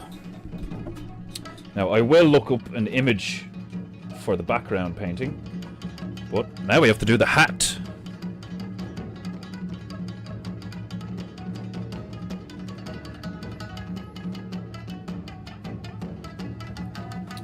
Ah, the Komagata Maru incident of 1914. So the Star Trek one is called the Kobayashi Maru, and this one's called the Komagata Maru. Hold on, a moment. So the Komagata Maru incident of 1914. In May of 1914, the Komagata Maru reached Vancouver via Hong Kong and Japan, carrying 376 prospective Punjabi immigrants. That's funny. In contravention of racially restrictive Canadian immigration law that included the continuous journey regulation. Its arrival provoked strong anti-Asian backlash. Man, they've really been doing the whole fucking, like, it really is nothing new under the sun. If people think one of today's major issues is immigration, they're wrong. Because, like, immigration, pornography, politics, like, you know, like this, we're dealing with the same problems that we've always been dealing with as a species, as a civilization. We've always been dealing with this. We've always been dealing with bad people trying to do bad shit, you know. And like, it's never gonna stop. You're never gonna kill all the bad people. You're never gonna get rid of all the demons and shit like that. And it's a sobering reality to come to, because just like when you realize that, like, you know, Santa Claus isn't real and all that as a child, there's certain realities to this realm, to this existence, to this place that you have to come to, where it's just like, it's not going to stop. There's never going to be a day where it's like, oh, all the bad people are gone now. And if that day did come, it would be a fleeting... It would be a fleeting satisfaction, you know. There'd probably be maybe a few weeks, if that, where everybody or most people was like, "Oh my God, life is so good right now. Like, there's no more toxic people. There's no more people bitching about stuff. There's no more this. There's no more that." And it would either get really boring, or there would be a weird, like, phenomenon where, like, people would start choosing to be bad to make things more interesting. Because to a degree, I think the spark of evil is like almost in the same place as like the spark of like innocence and joy and stuff. For the same reason, like a child can like chase a butterfly around, giggling, you know. And like even children, like, you know, if you like, you know, most children, if you chase the butterfly around and then it, like, say you catch the butterfly and you accidentally kill it or hurt it, you'd probably feel sad. You'd be like, oh no, what did I do? Like, you know, oh, it's not flying around anymore. Did I hurt it? What did I, like, you know? And then like a lot of kids would cry, be like, oh, I hurt the butterfly or some shit. Like, and then you get the other kids that would like not be affected by it at all. You should be like, so that's what it looks like when it's in pieces, you know, like. And then you get the other kids who like go out of their way to kill all the butterflies, you know.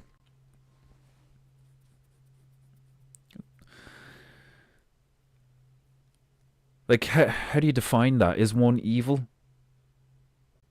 and the other one good? It's fascinating. Like, when you really start to break it down and like think about it, it's like, it really is fascinating how all this works. You know, the whole good and evil thing. Like, really try and define it. Because the basics is like, you know, somebody robs an old lady's purse. Alright, that guy's a bad guy. You know. Like, you know, firemen are typically seen as like really good guys. Like, you know, they save people, kick down doors. spray water on burning stuff. But what is it really, you know? Like, I'm of the thought, like, I subscribe to the belief that evil is a necessity. And that's why the whole light and dark analogy is, like, used all the time. Because it's like, if everything was light, you wouldn't be able to see anything. If everything was dark, you wouldn't be able to see anything. It's the contrast of light and dark that allows you to see stuff. Because if something is too bright, it blinds you. If something is too dark, you cannot see it. It's the in between. It is the like we live in the grey, you know. The black and white produce the grey we live in. And even though we're living in the grey, we're constantly trying to make it black and white. Like, that's so fucking stupid. Oh god, right, man. Humanity pisses me off. I hate, like, fucking. I've only been here 4 years and I'm sick as. The Punjabs have ever since held victim status. Oh, chicken. Oof. I could feel another one coming. No. The Punjabs have since held victim status and have been at the front of the immigration line in Canada. Of course. So there was... Let me get this straight. So there was a law at the time against it. There was like some kind of limit set. Yeah, because it says in contravention of racially restrictive Canadian immigration. Even look at how that's worded. Racially restrictive Canadian immigration law. That included the continuous journey regulation. What the fuck? Racially, like, oh man, seriously, like,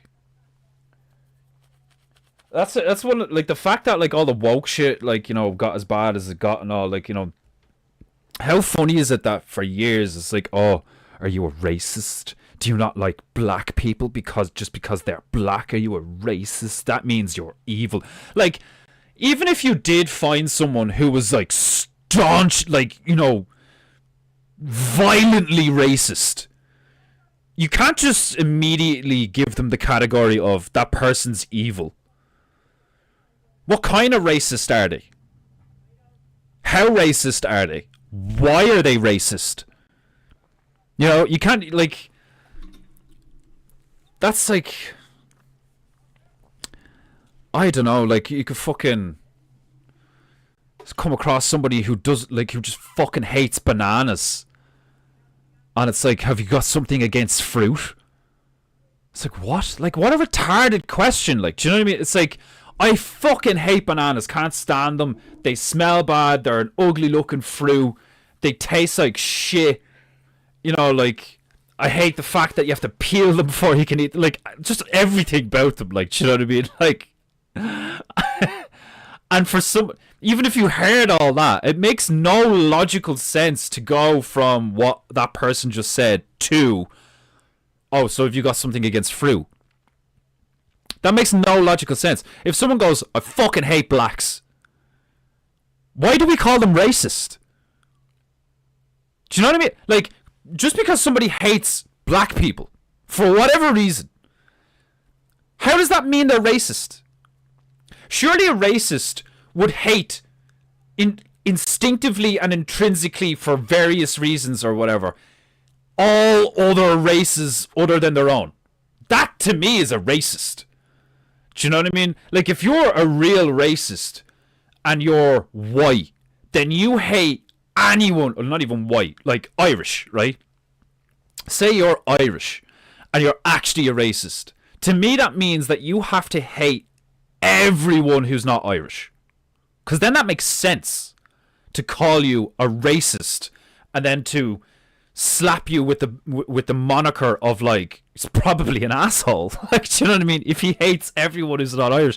Because that also doesn't make any sense. Why would you hate everyone who's not Irish? It doesn't make any sense. these are the things that produce in me a want to kill a lot of people, is the lack of sense.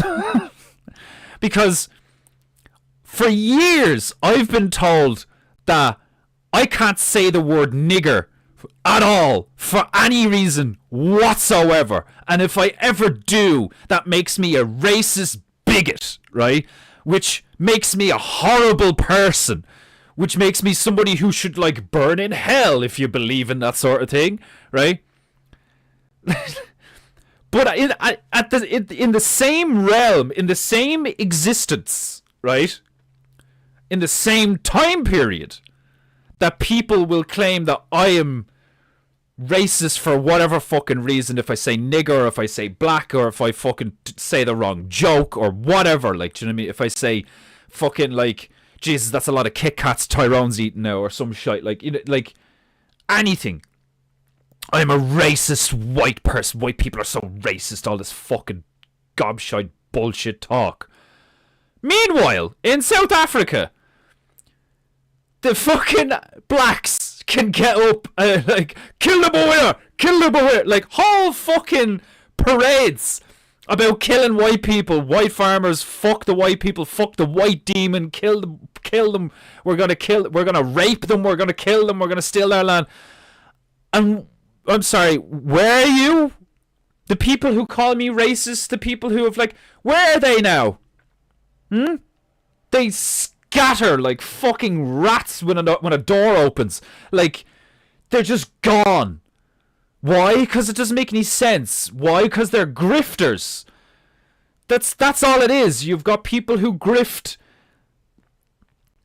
by using their race. You got people who grift by using their religion. People who grift by using technology. Fucking your ignorance grifters. You know, they'll fucking grift you on anything. Fucking tell you to buy this, sell that, get a hold of one of these. Fucking make sure you tell your wife this every morning. Like, fucking, like, all this fucking grifting you, like, it's ridiculous. Oh, I have a bit of a cigarette left over there. I'm gonna fucking finish it. Fucking stressed.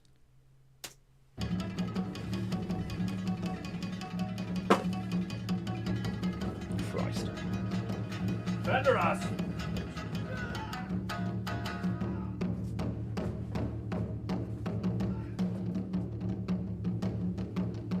Oh, fuck it up.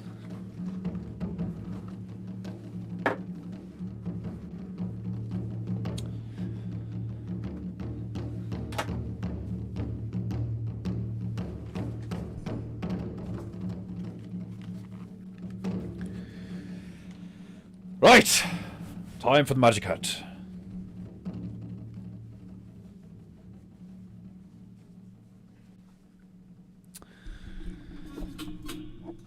Mike, one of these days you will stop squeaking. I swear it.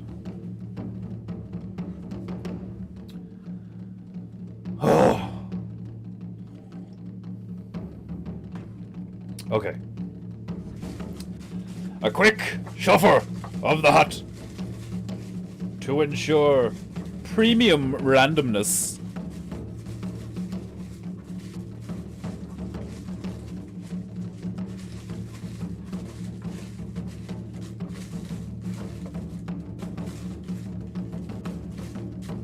Okay, the hat has been shuffled. Snatch number 1. Gathering chi.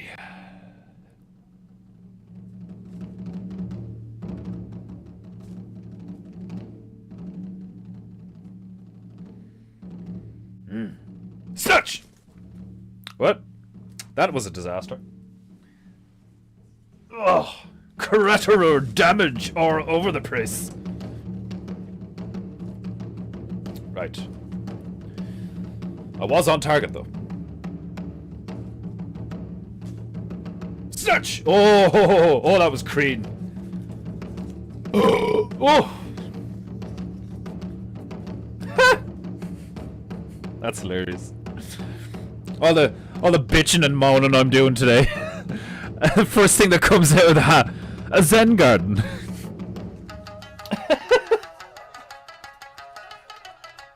That's actually hilarious. The hat's telling me to chill out. Yeah, and then relax to the sounds of soothing taiko drums. Yeah, and some ginger psychopath going mad on the internet, like. That's actually making me laugh so much. First thing I pull out with a hat after nearly 2 hours of me like talking all sorts of shite, just Zen garden. That's fucking brilliant. Oh god. A Zen garden in Africa. Right, snatch number 2. Snatch! Oh, so close.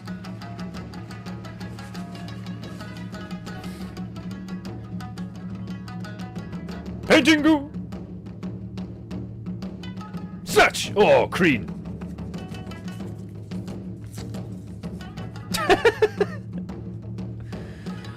A plunger!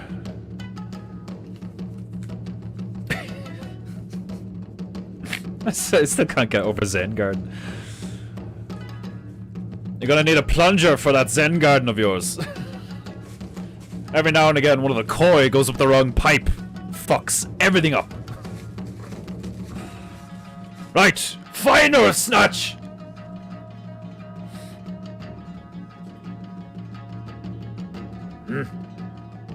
Snatch! Oh, that was Crean. That was very Crean. A zebra! Ah, apt. Zebra! So, Zen garden, plunger zebra.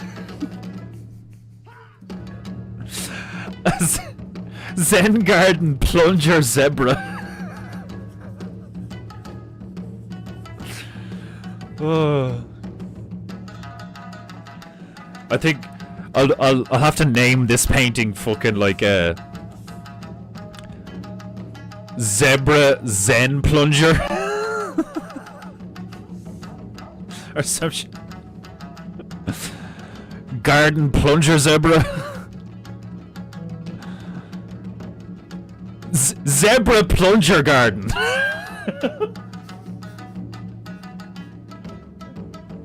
It's like a garden of zebra plungers. What's a zebra plunger? You don't want to know. We have a whole, what do you call it? We have a whole pen full of zebras with irritable bowel syndrome. And we have 10 men employed to be zebra plungers. And this is their garden. The zebra plunger garden. Do you imagine your job was to plunger the ass of zebra?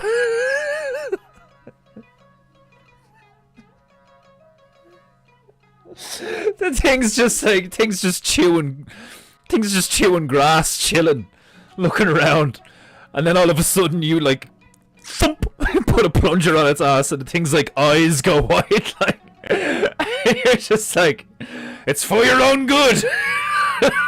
Like,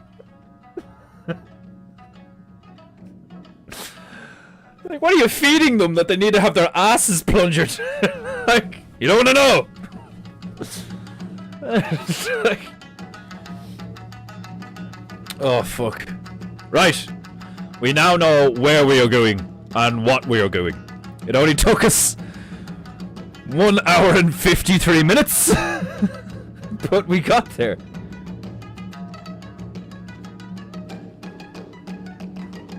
Oh fuck. Okay. I can go over there for the moment. Right, where are we? Burkina Faso? Burkina Faso? Is that what it is? That's not the one where I did the smoke ninja, is it? I don't know, I can't remember.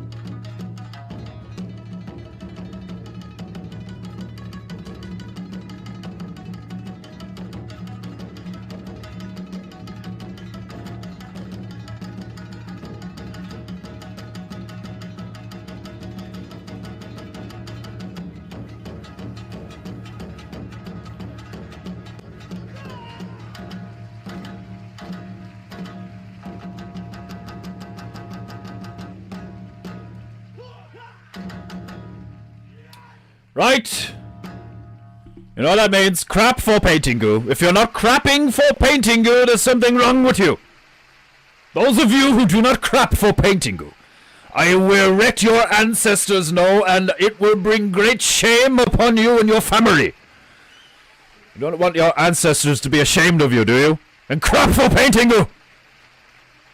Oh God.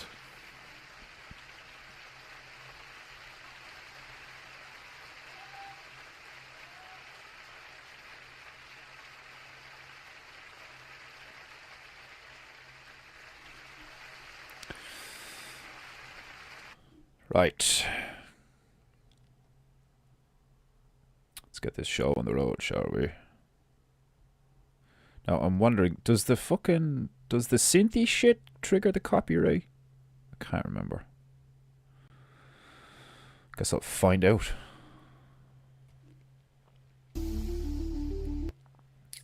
Guess I will find out.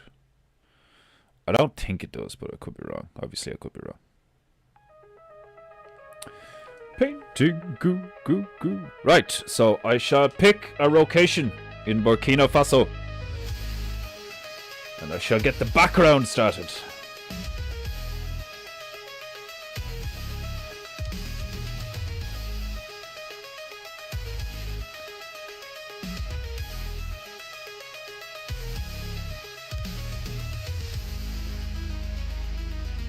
Some beautiful buildings.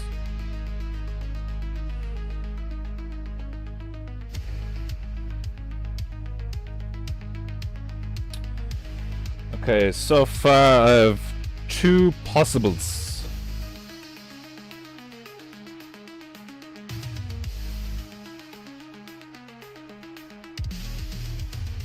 You know a tree is big when an elephant looks like a fucking rat beside the thing. Jesus Christ, that thing is huge. That's what she said. There's literally a whole herd of elephants walking past these trees, and the trees are fucking massive. Paint, paint!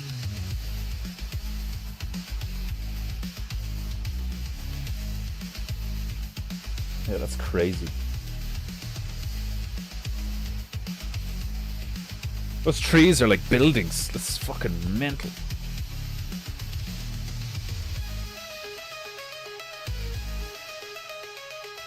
Okay, now I have to do a Zen garden in this place, so I'm trying to pick a location.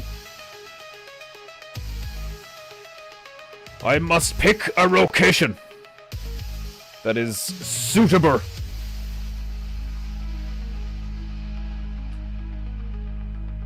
I think this one would be the best.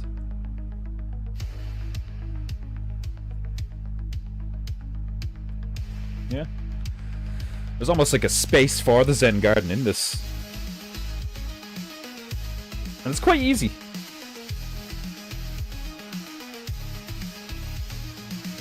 Just a few bushes, beautiful blue sky, and some huts. Or what look like huts anyway. I could throw a Zen garden in the bottom right hand corner there. And then all I have to do is paint a zebra doing something ridiculous with a plunger.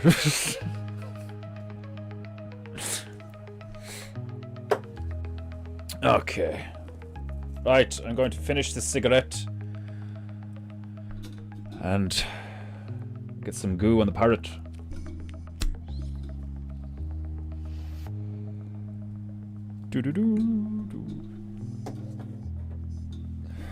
Sometimes tobacco can be a bit rough when you're just using a roach, but I also don't like it with filters sometimes because then you don't get like a nice pull off it.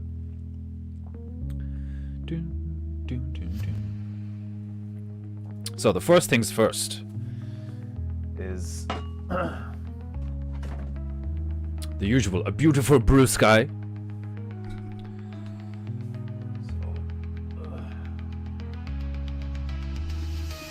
Sky blue. Got some white. Probably won't need black today.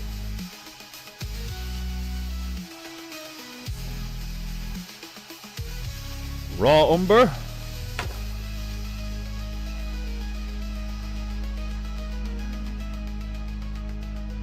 No, not mustard.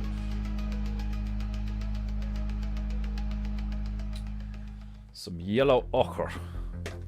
Do I not have any raw sienna? No raw sienna, only burnt sienna. Damn!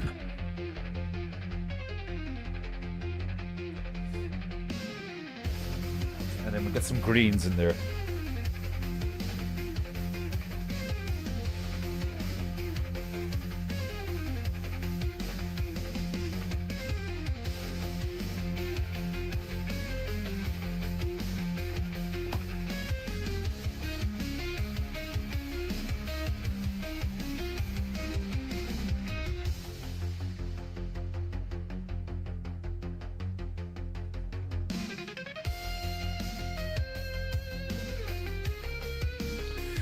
Get some middle green.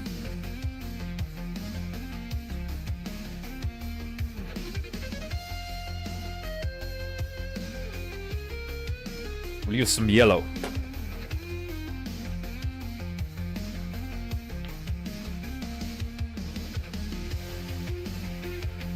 Painting goo goo.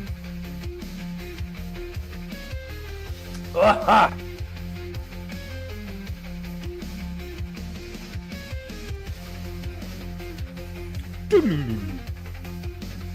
Okay.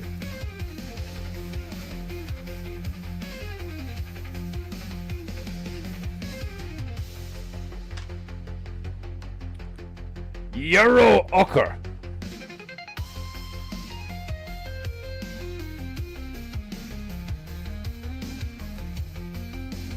Sky blue.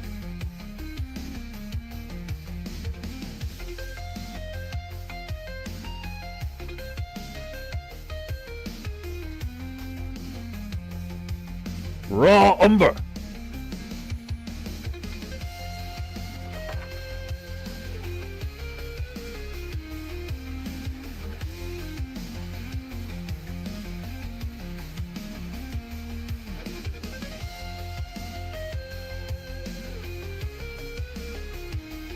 Yarrow.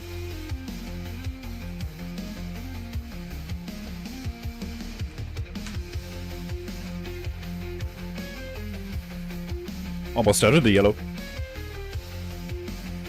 Are you also having a smoke and a coffee, Mario-sama? Can't imagine you smoking it. I can imagine you like chewing tobacco or something. Like a real woman.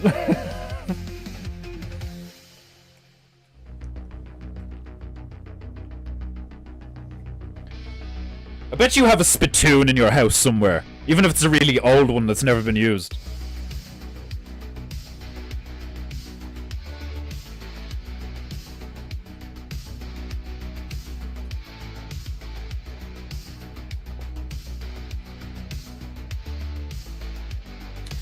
Right, that's the yellow gone.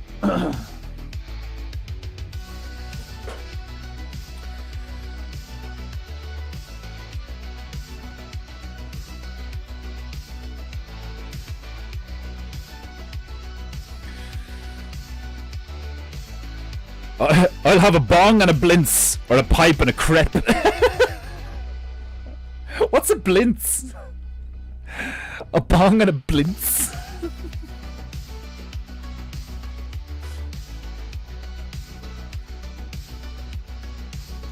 The fuck is a blintz? A pipe and a crepe? That's hilarious. How French of you. Wasn't it you I was talking to the other day where I was like, I fucking, I said to the female, I was like, I like French people, like, I like the French. And she was like, ugh. She's like, why?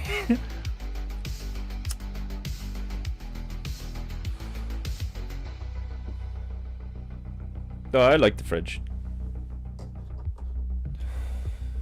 I like the language. I think it's a nice language. It's like Irish. It's like certain languages, like if you watch movies and TV shows and stuff like that, like they're stereotypically like a certain way, you know? You're like, oh, I don't like that language or whatever.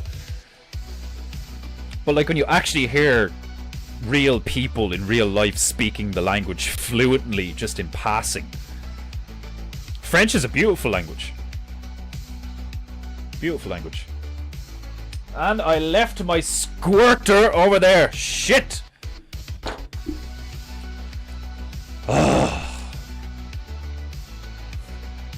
Right. A moment whilst I retrieve my tiny mister. As long as we agree the Belgians suck, I'll allow it. It's like, you just fucking hate Belgians.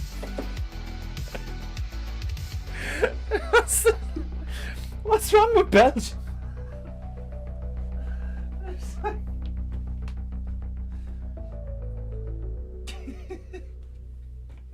What do you got against Belgium, nigga? Like... Oh. Do you know my first major female when I was like 16, 17, her father, like her parents, I can't remember if it was both of them. I think her father was from Flanders. He was like, he spoke Flemish. And he looked like Ned. He looked like a smaller, uglier version of Ned Flanders from The Simpsons. Had glasses and a mustache and everything. And he was the only person I'd ever met that had a lie down bicycle. Had a bicycle that you lie down on. And that's how he got to and from work every day. It's a mad individual, like, mad individual. What was his name? Oh, what was his fucking name? Erwin. His name was Erwin. Oh, what was it? Van der Wert? I think that was the same. Erwin van der Wert. And he had a lie-down bicycle. Glasses, mustache. Brilliant. Never really spoke to the guy much, like, you know what I mean? But like, anytime I saw him, I was just like, it's a mad-looking dude, like. Our family was crazy. Fucking crazy. I mean, no crazier than my family, but like, still crazy. Right.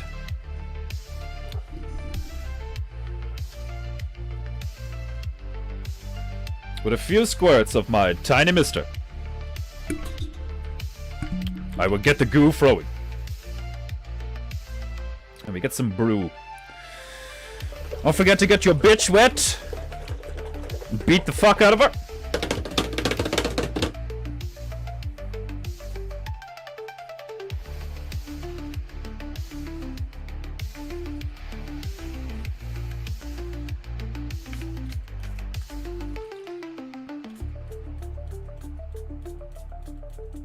My tiny mister needs a tiny refill.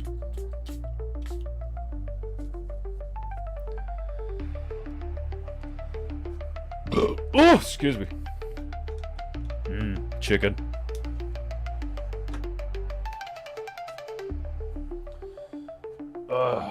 One for me.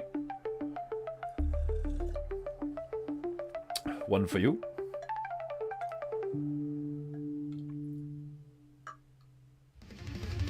Remember that episode of Simpsons? Where Homer's like, Homer's at the gas station. And he's like, one for me? And he like, just like, he pours gasoline into his mouth. He's like, one for me, one for you. And puts some in the car, puts some in him, and puts some in the car. It was petrol, wasn't it? Was it something else? Might have been something else. I'm pretty sure it was fucking gasoline. Like, I mean, it's Homer for fuck's sake. Like, oh god. I seen a clip there the other day of like, it was just like a few seconds of a clip from one of the episodes of The Simpsons, and it was like, introducing the world's first 2-story outhouse, and it's an outhouse on top of an outhouse. with like a stairs, and like one guy goes into the bottom one and one guy goes into the top one, and they close the doors, and then one of them is just like, "Oh God, no! Please stop!" So funny.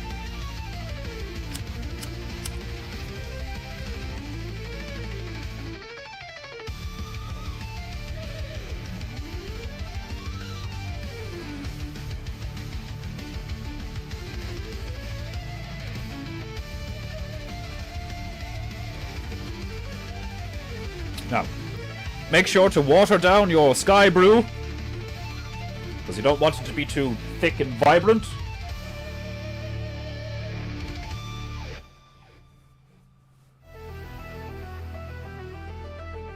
I probably could have watered that down even more.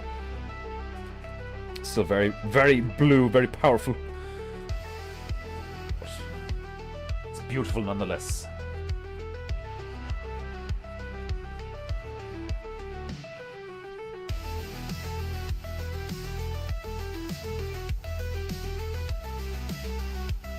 It's really one of the things that I think is most versatile and handy about gouache.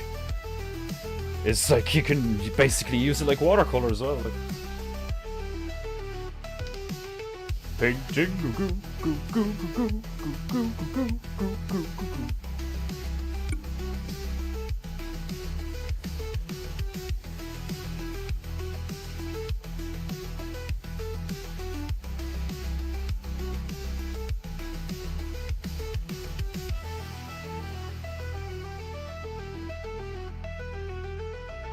Now, where's that picture?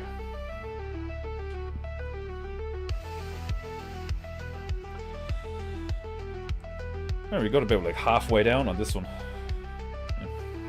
This is a very simple scene, at least to begin with. A quaint village.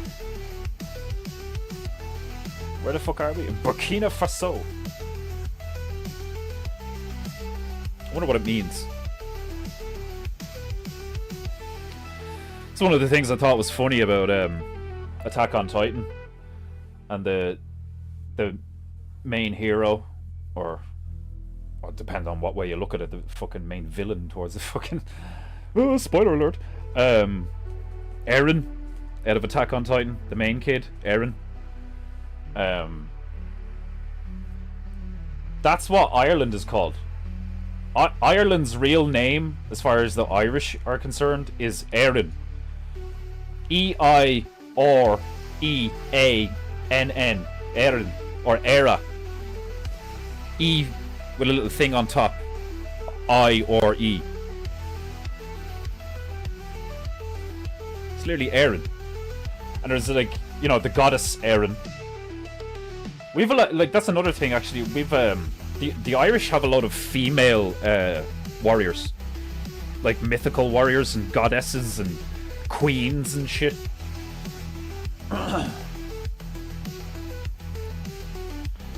It's fascinating.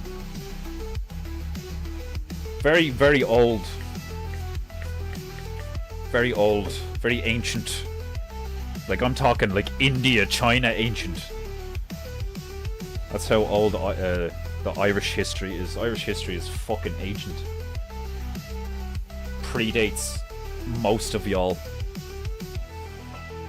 That's what I thought was funny. It's like, when you look at a lot of these ancient, not ancient, like, you know, fucking recent history to like a few hundred years ago or whatever. All of these like travelers and historians and map makers and stuff. Seems to be always an Irish fella on the boat somewhere.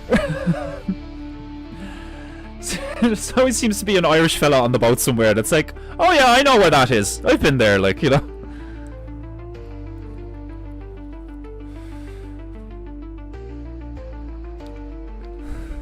It's a Dutch thing, you wouldn't get it.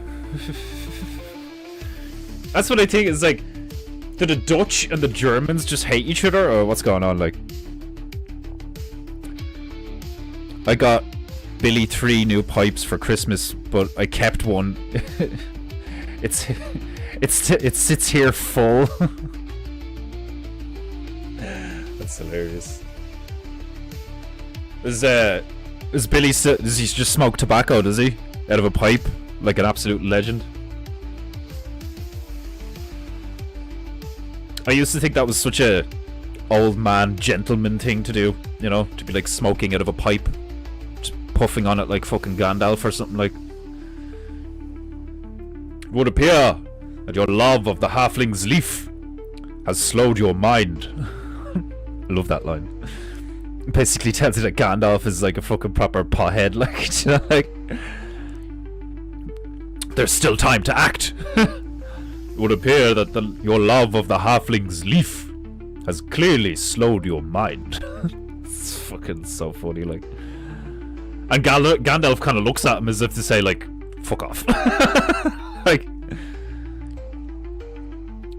French, France French, yes. Quebec French, ooh. Yeah, probably. I probably agree with that too, yeah.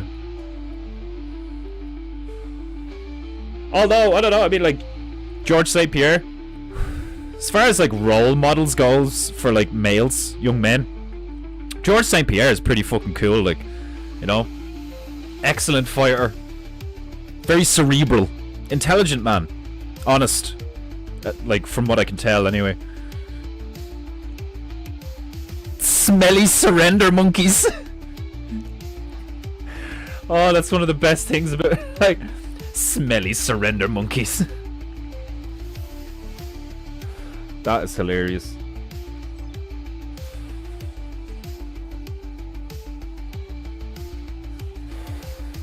Right.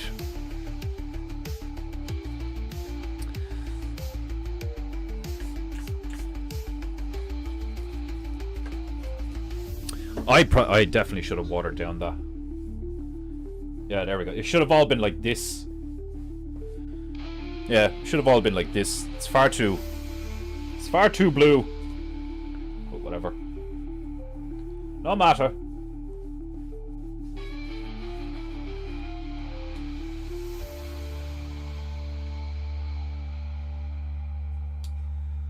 And then we just got tree and then buildings. So let's start off with the... That's a very orange sand that they've got going on down here.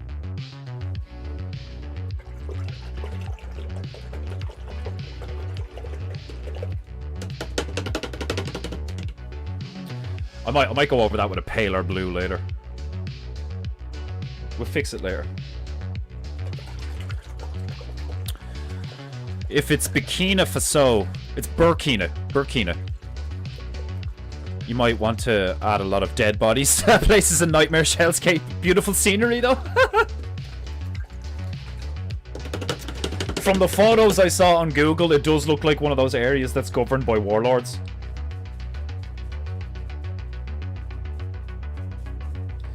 That's what it looks like anyway.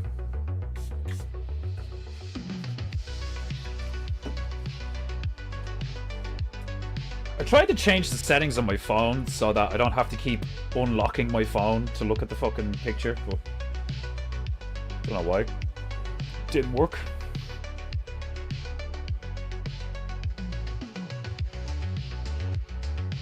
Take a building here. Building here. Building here. And grass in there. Bushes. Here. Wall there. And wall here. And come down. And then the rest of it is just a sandy beach. It's not a beach. It's a little village. There are no beaches here. We're in West Africa now.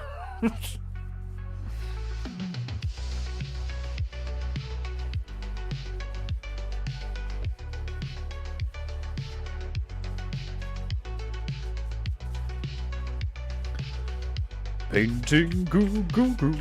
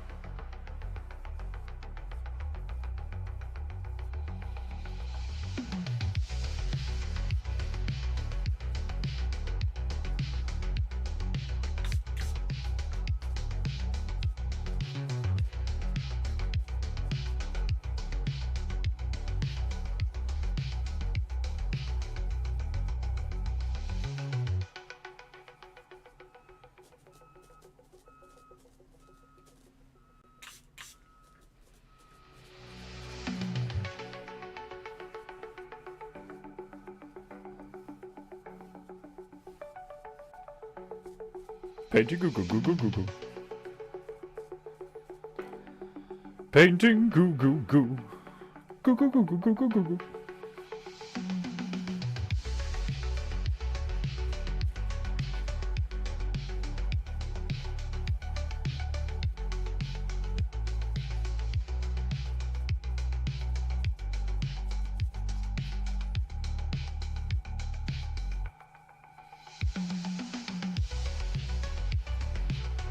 Painting goo goo goo.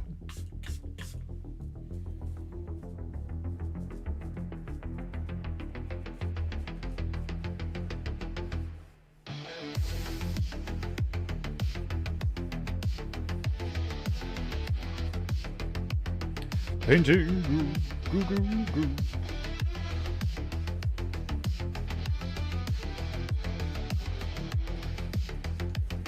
Painting goo goo goo goo.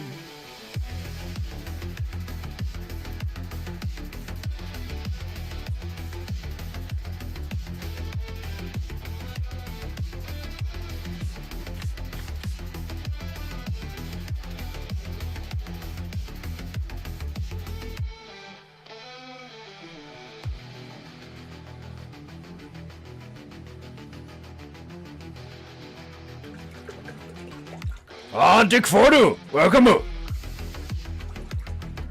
It's basically Liberia without the American-inspired founding. Oh, that sounds nice. Sounds like Lizzo is outside the painting goo with the reversal arm. Hide your food.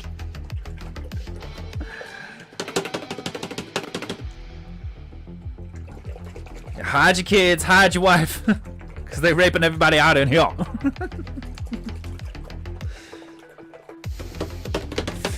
Oh. Yeah, they're slowly, the construction work is slowly moving down the road. Another couple of weeks and they'll be down there now, in the middle of the town. So it won't be in front of my house for too much longer. And like they haven't even made that much of a difference, really, for like how long they've been here and all. Like it's mad. Like fucking the disruption it's caused in the town is actually crazy. Like. Crazy.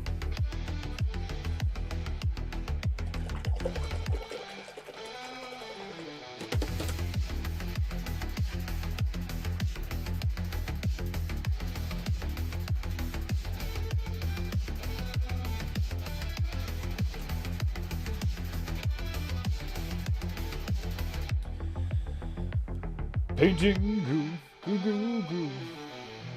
We got fucking tree here. And tree, bush here, and bush there, bushes and tree here, in the foot of that wall, another bush here,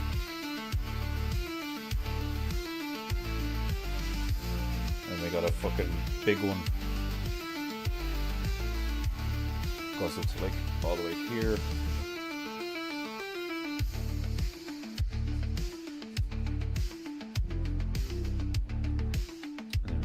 Background here.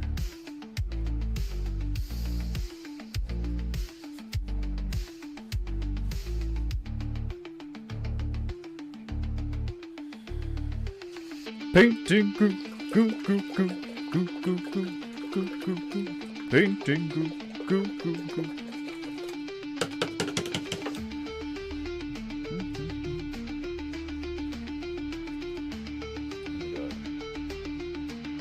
Buildings.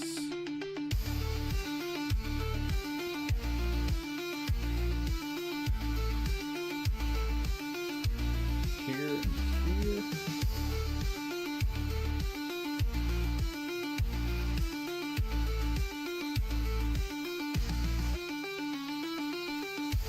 Like stairs here.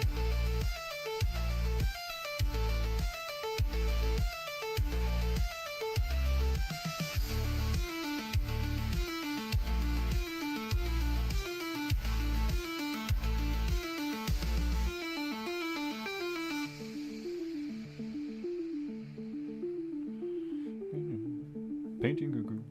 Painting goo goo.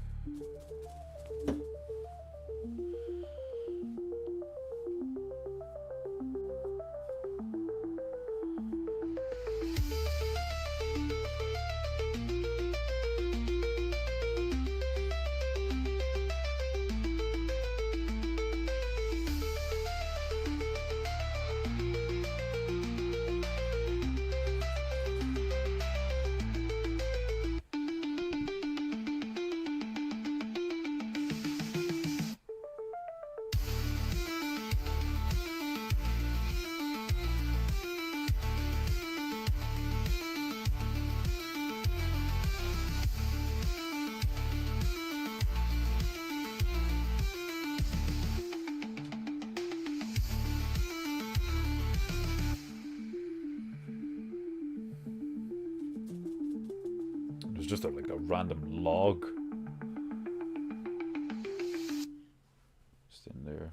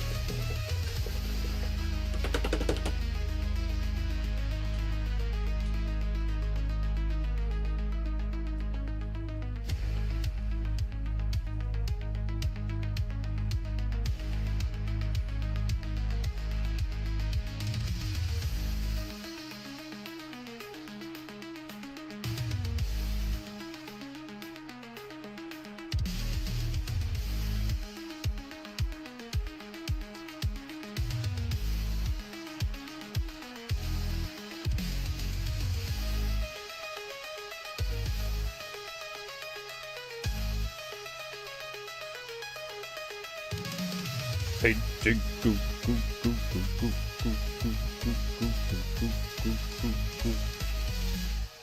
Paint, paint!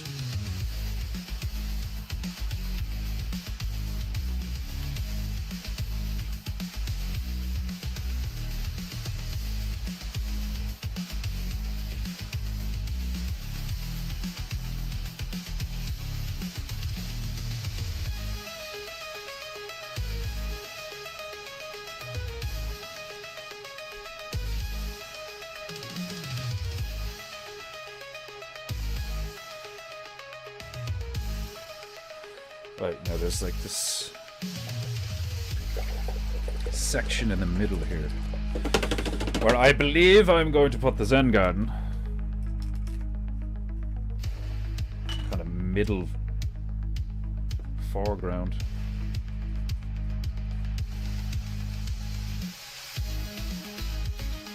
Painting, goo, goo, goo.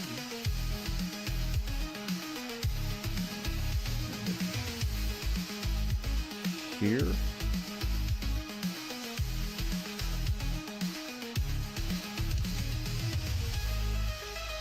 Yeah. And then coming down here.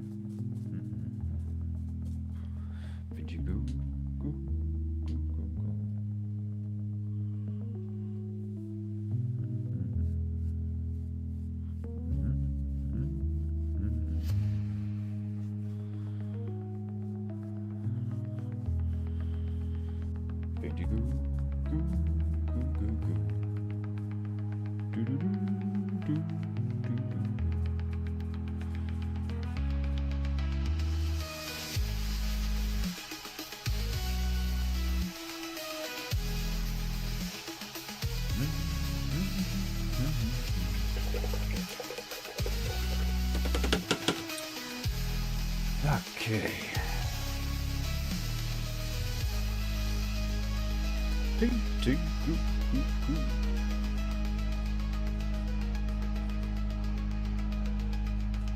Get a bit of the green, get a bit of the brew.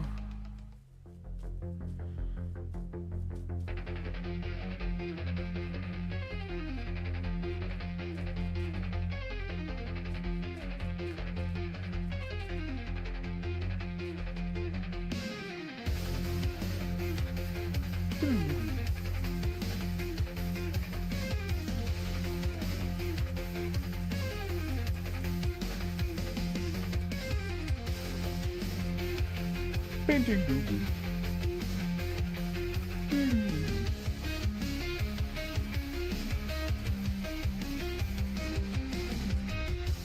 Painting goo goo. Do do do do.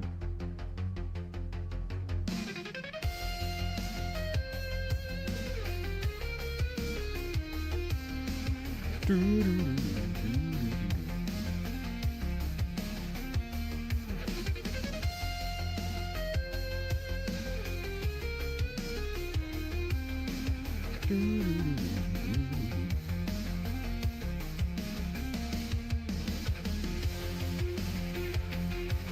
Google.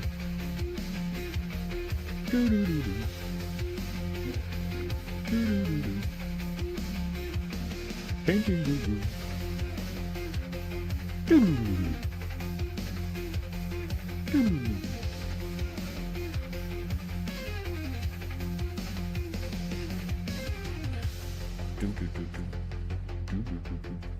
Painting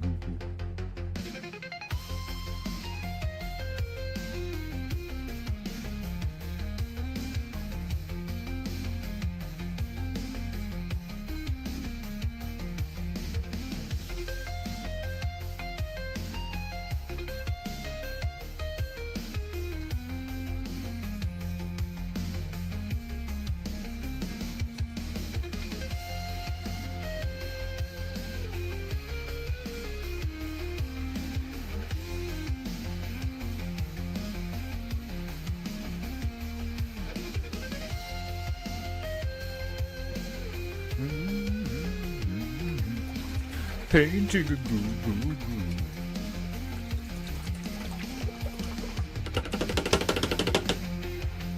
Painting goo.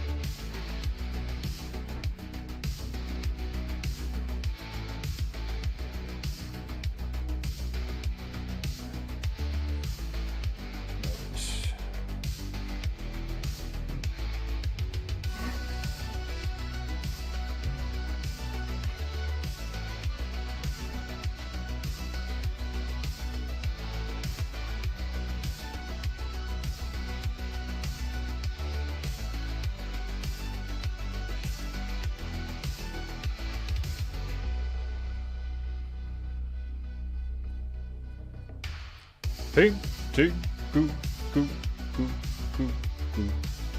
Painting goo. Oh! Chicken.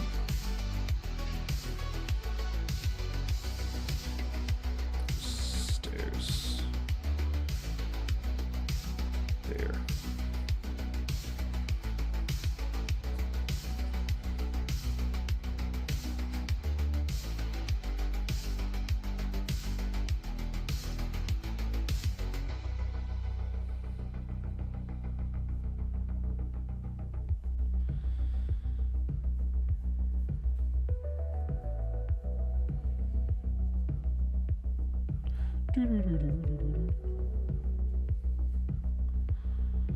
Painting goo. Painting goo.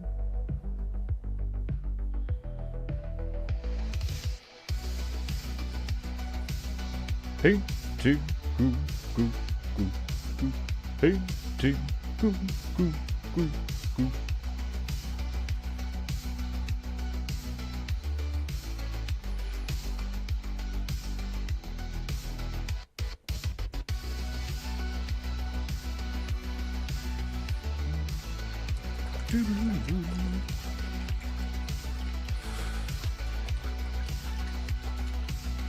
Happy March Gradness to you too, Sabaru-sama.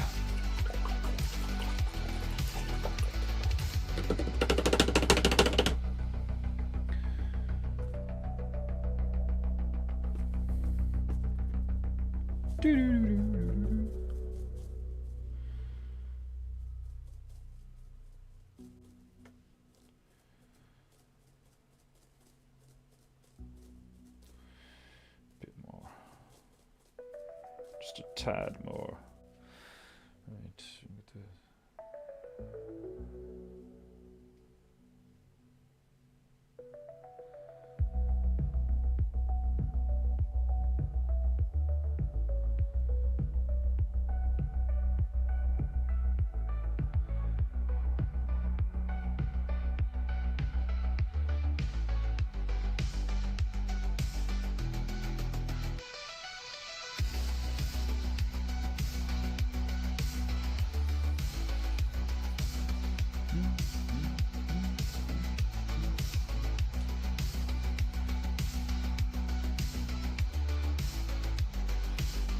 Painting goo goo.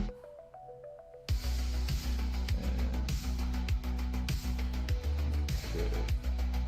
I suppose I could put that there.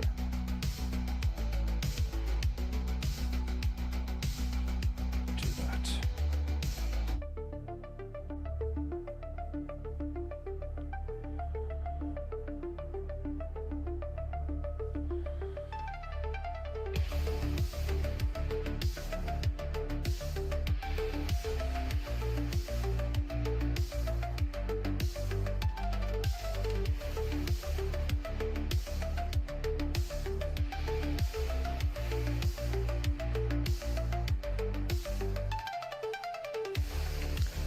Painting goo goo. Goo goo goo goo. Goo goo goo goo. Goo goo. Painting goo goo. Goo goo goo goo. Goo goo goo goo. Goo goo.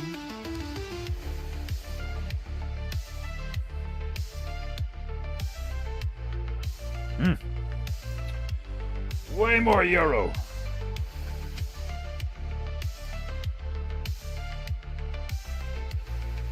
There we go.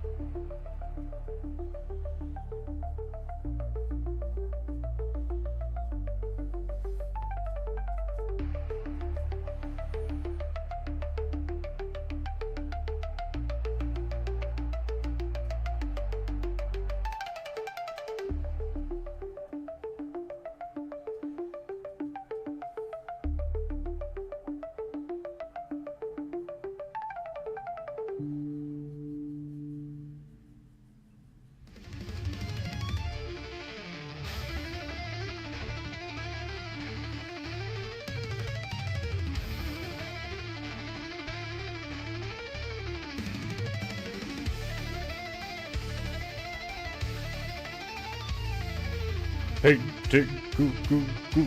Painting goo. Paint. Painting goo goo.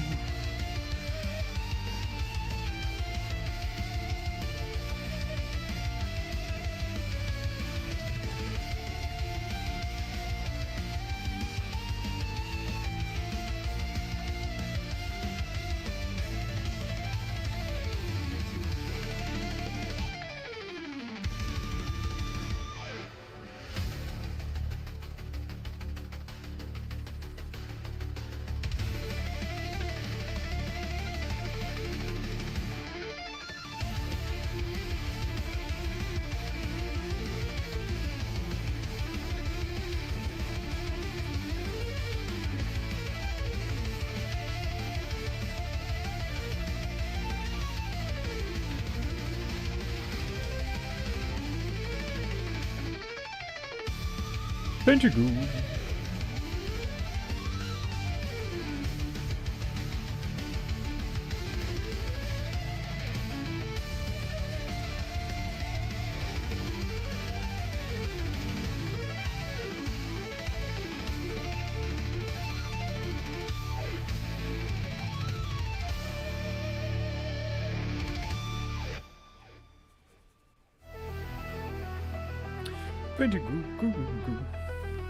Pentagon.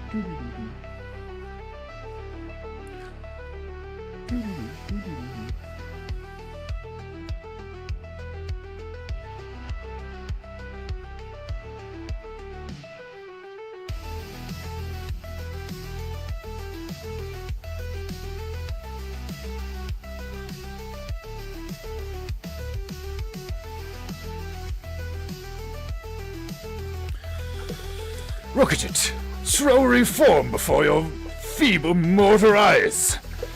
If you had any honor, you would pay for painting goo. Painting goo.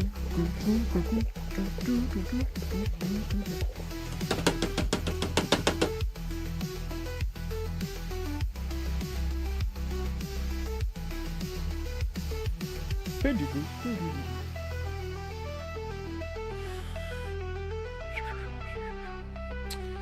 Some red is needed.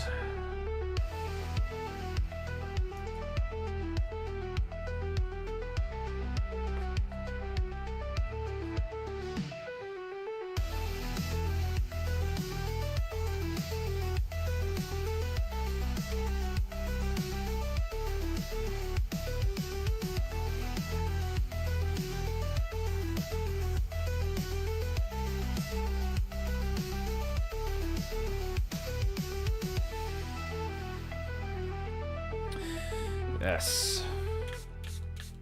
A deep, that clay, red clay. That's the red I'm looking for.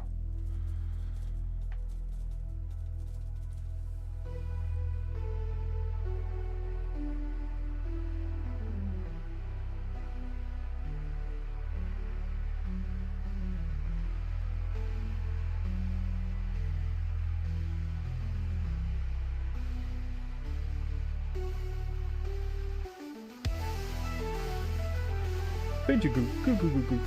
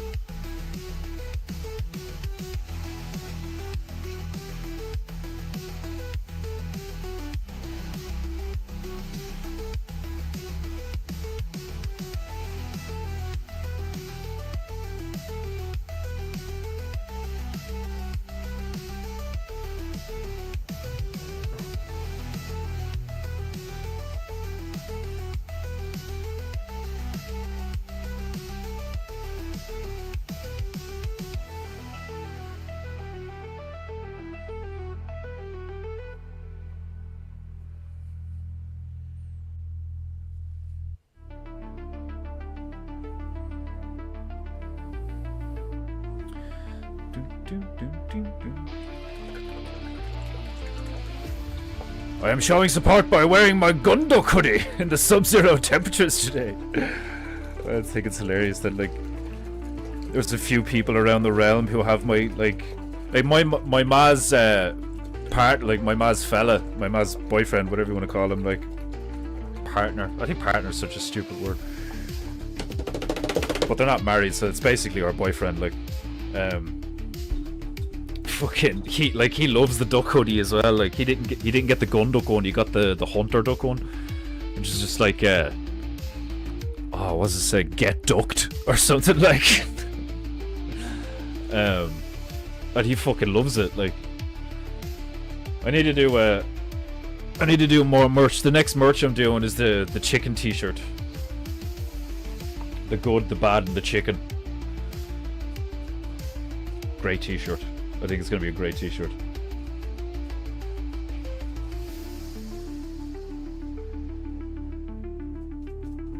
The good, the bad, and the chicken. Hilarious. So funny.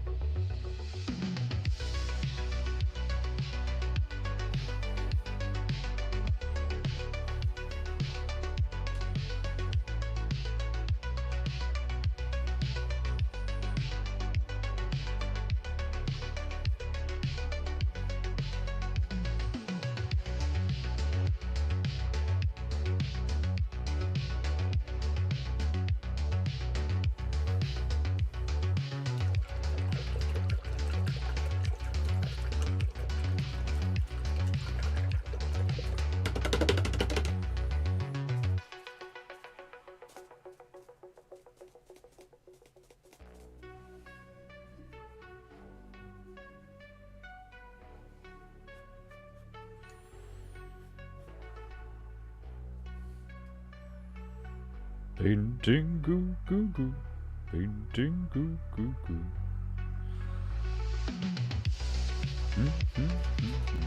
Painting goo goo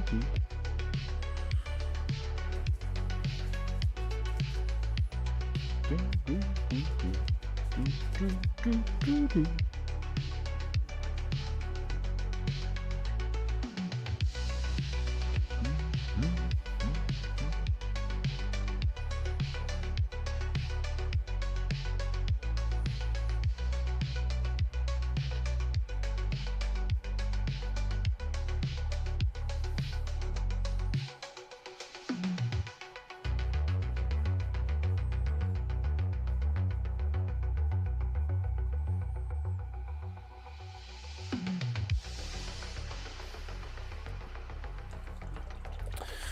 Right, our little African village is almost complete.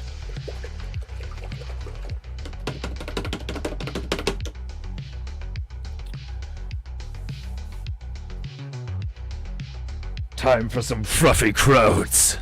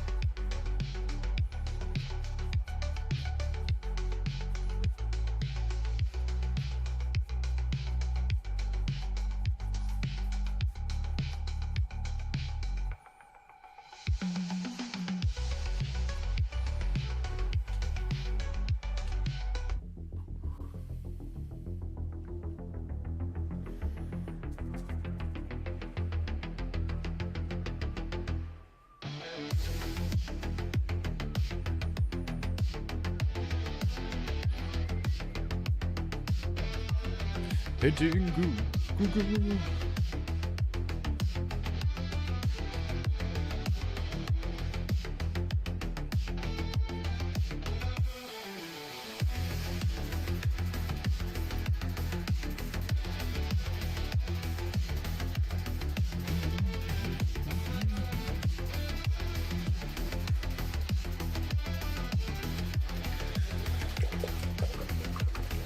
Paintingu, goo goo goo. Croak around and find out if you're the chicken. Croak around and find out. That's another T-shirt. I could do it like I could do a big, like a chicken that looks like it's been through prison, and it just says "cluck around and find out." Just like a real mean-looking chicken, like. That would be hilarious. The next one's the good, the bad, the chicken though. But cluck around and find out, definitely. Paintingu. Cluck around and find out. Brilliant.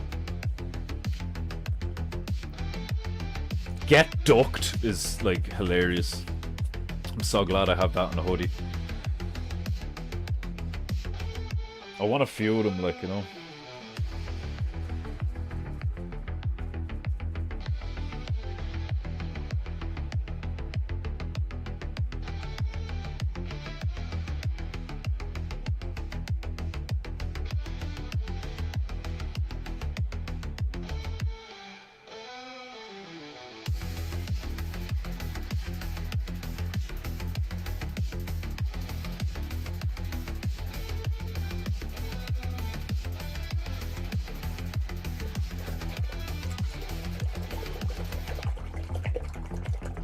Paintingu, goo goo goo.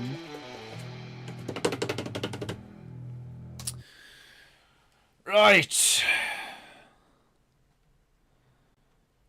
Okie dokie. Where is it? Where are you, you bitch? There you are. Yes, no ads, so Probably didn't trigger copyright, but we'll see. If it fucking does, I'd be so pissed off because I love those two playlists. Brilliant.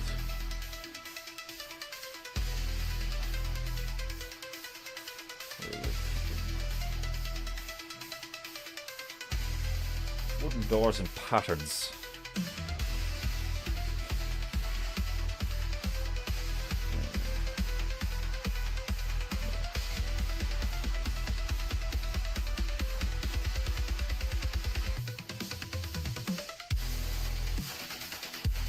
Paintingu.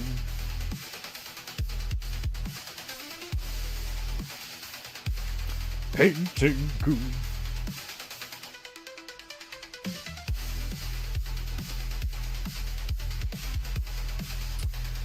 Okay. That's gonna be a wooden door as well.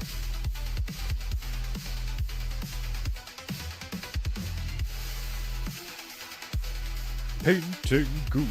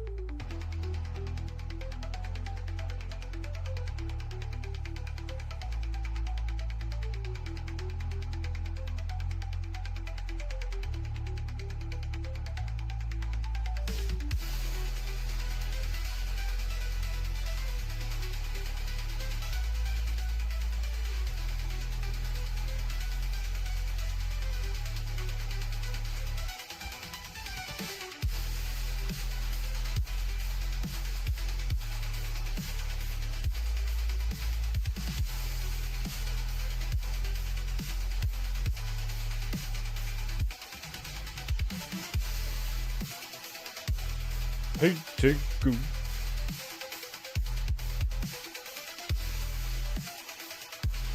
Paintingu.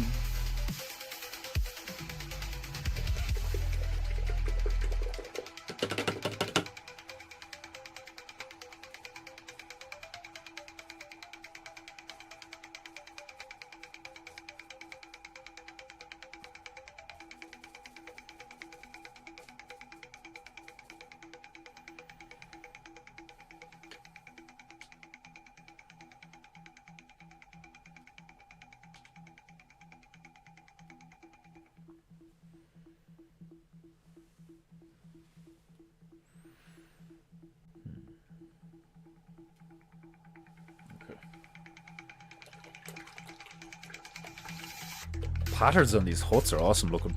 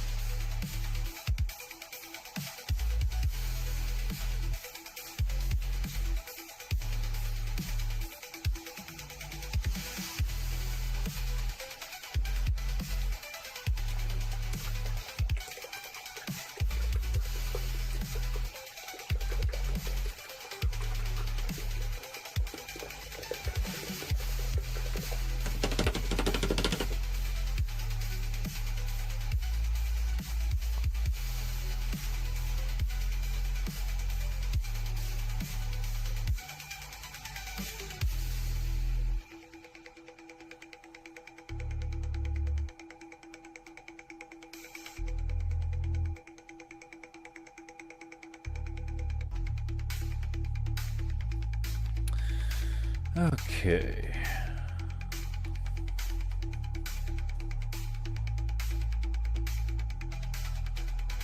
Painting. Painting.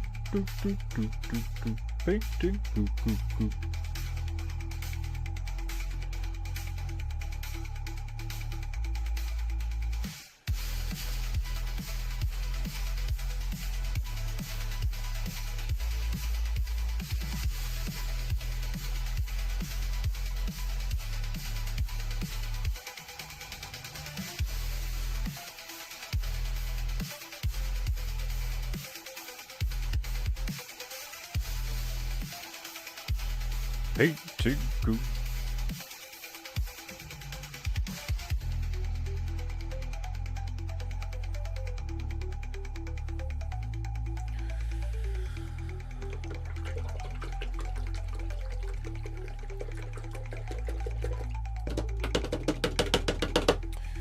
Right, my beloved Japonaita. I'm gonna leave it there. Plenty of sipping, plenty of munching, ranting, and some painting. You can't go wrong for 3 hours of solid paintingu. Where painting isn't the only thing we do. No, we do fucking lots of things. And now I'm exhausted. Right. I have to go cook some dinner. I have to go feed the female and myself. I hope you have enjoyed today's paintingu. We have arrived in Burkina Faso, in the west of Africa, in a small village where a Zen garden is to be built. A plunger is to be plunged, and a zebra is to be zebbed. But we'll have to wait until tomorrow. Oh, where I shall return, same timer, same placer.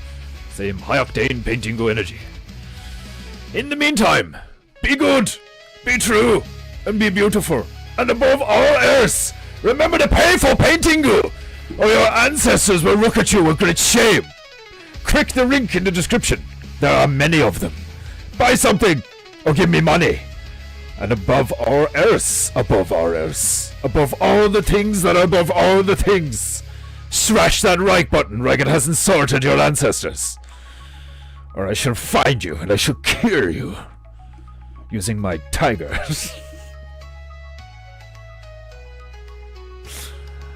We live in an age where somebody would probably take that serious. Says he's gonna find people and kill them with a tiger if they don't pay for paintingu. This man's a madman. Right. What a full episode of paintingu this has been. Right, my beloved Japonaita. I love you all. Even though sometimes it sounds like I hate you all. But I don't. I love my Japonites. I just hate mankind. I cannot help it. I'm a demigod. Half of me hates mankind. Right, I'm off. I'll see you later. Have a good one. Enjoy the rest of your evening. Touch grass, hug your wife, drink water, all that shit. Be grateful to your ancestors for bringing you here so you can suffer for eternity. I'm only messing. Right, I'm leaving. Goodbye.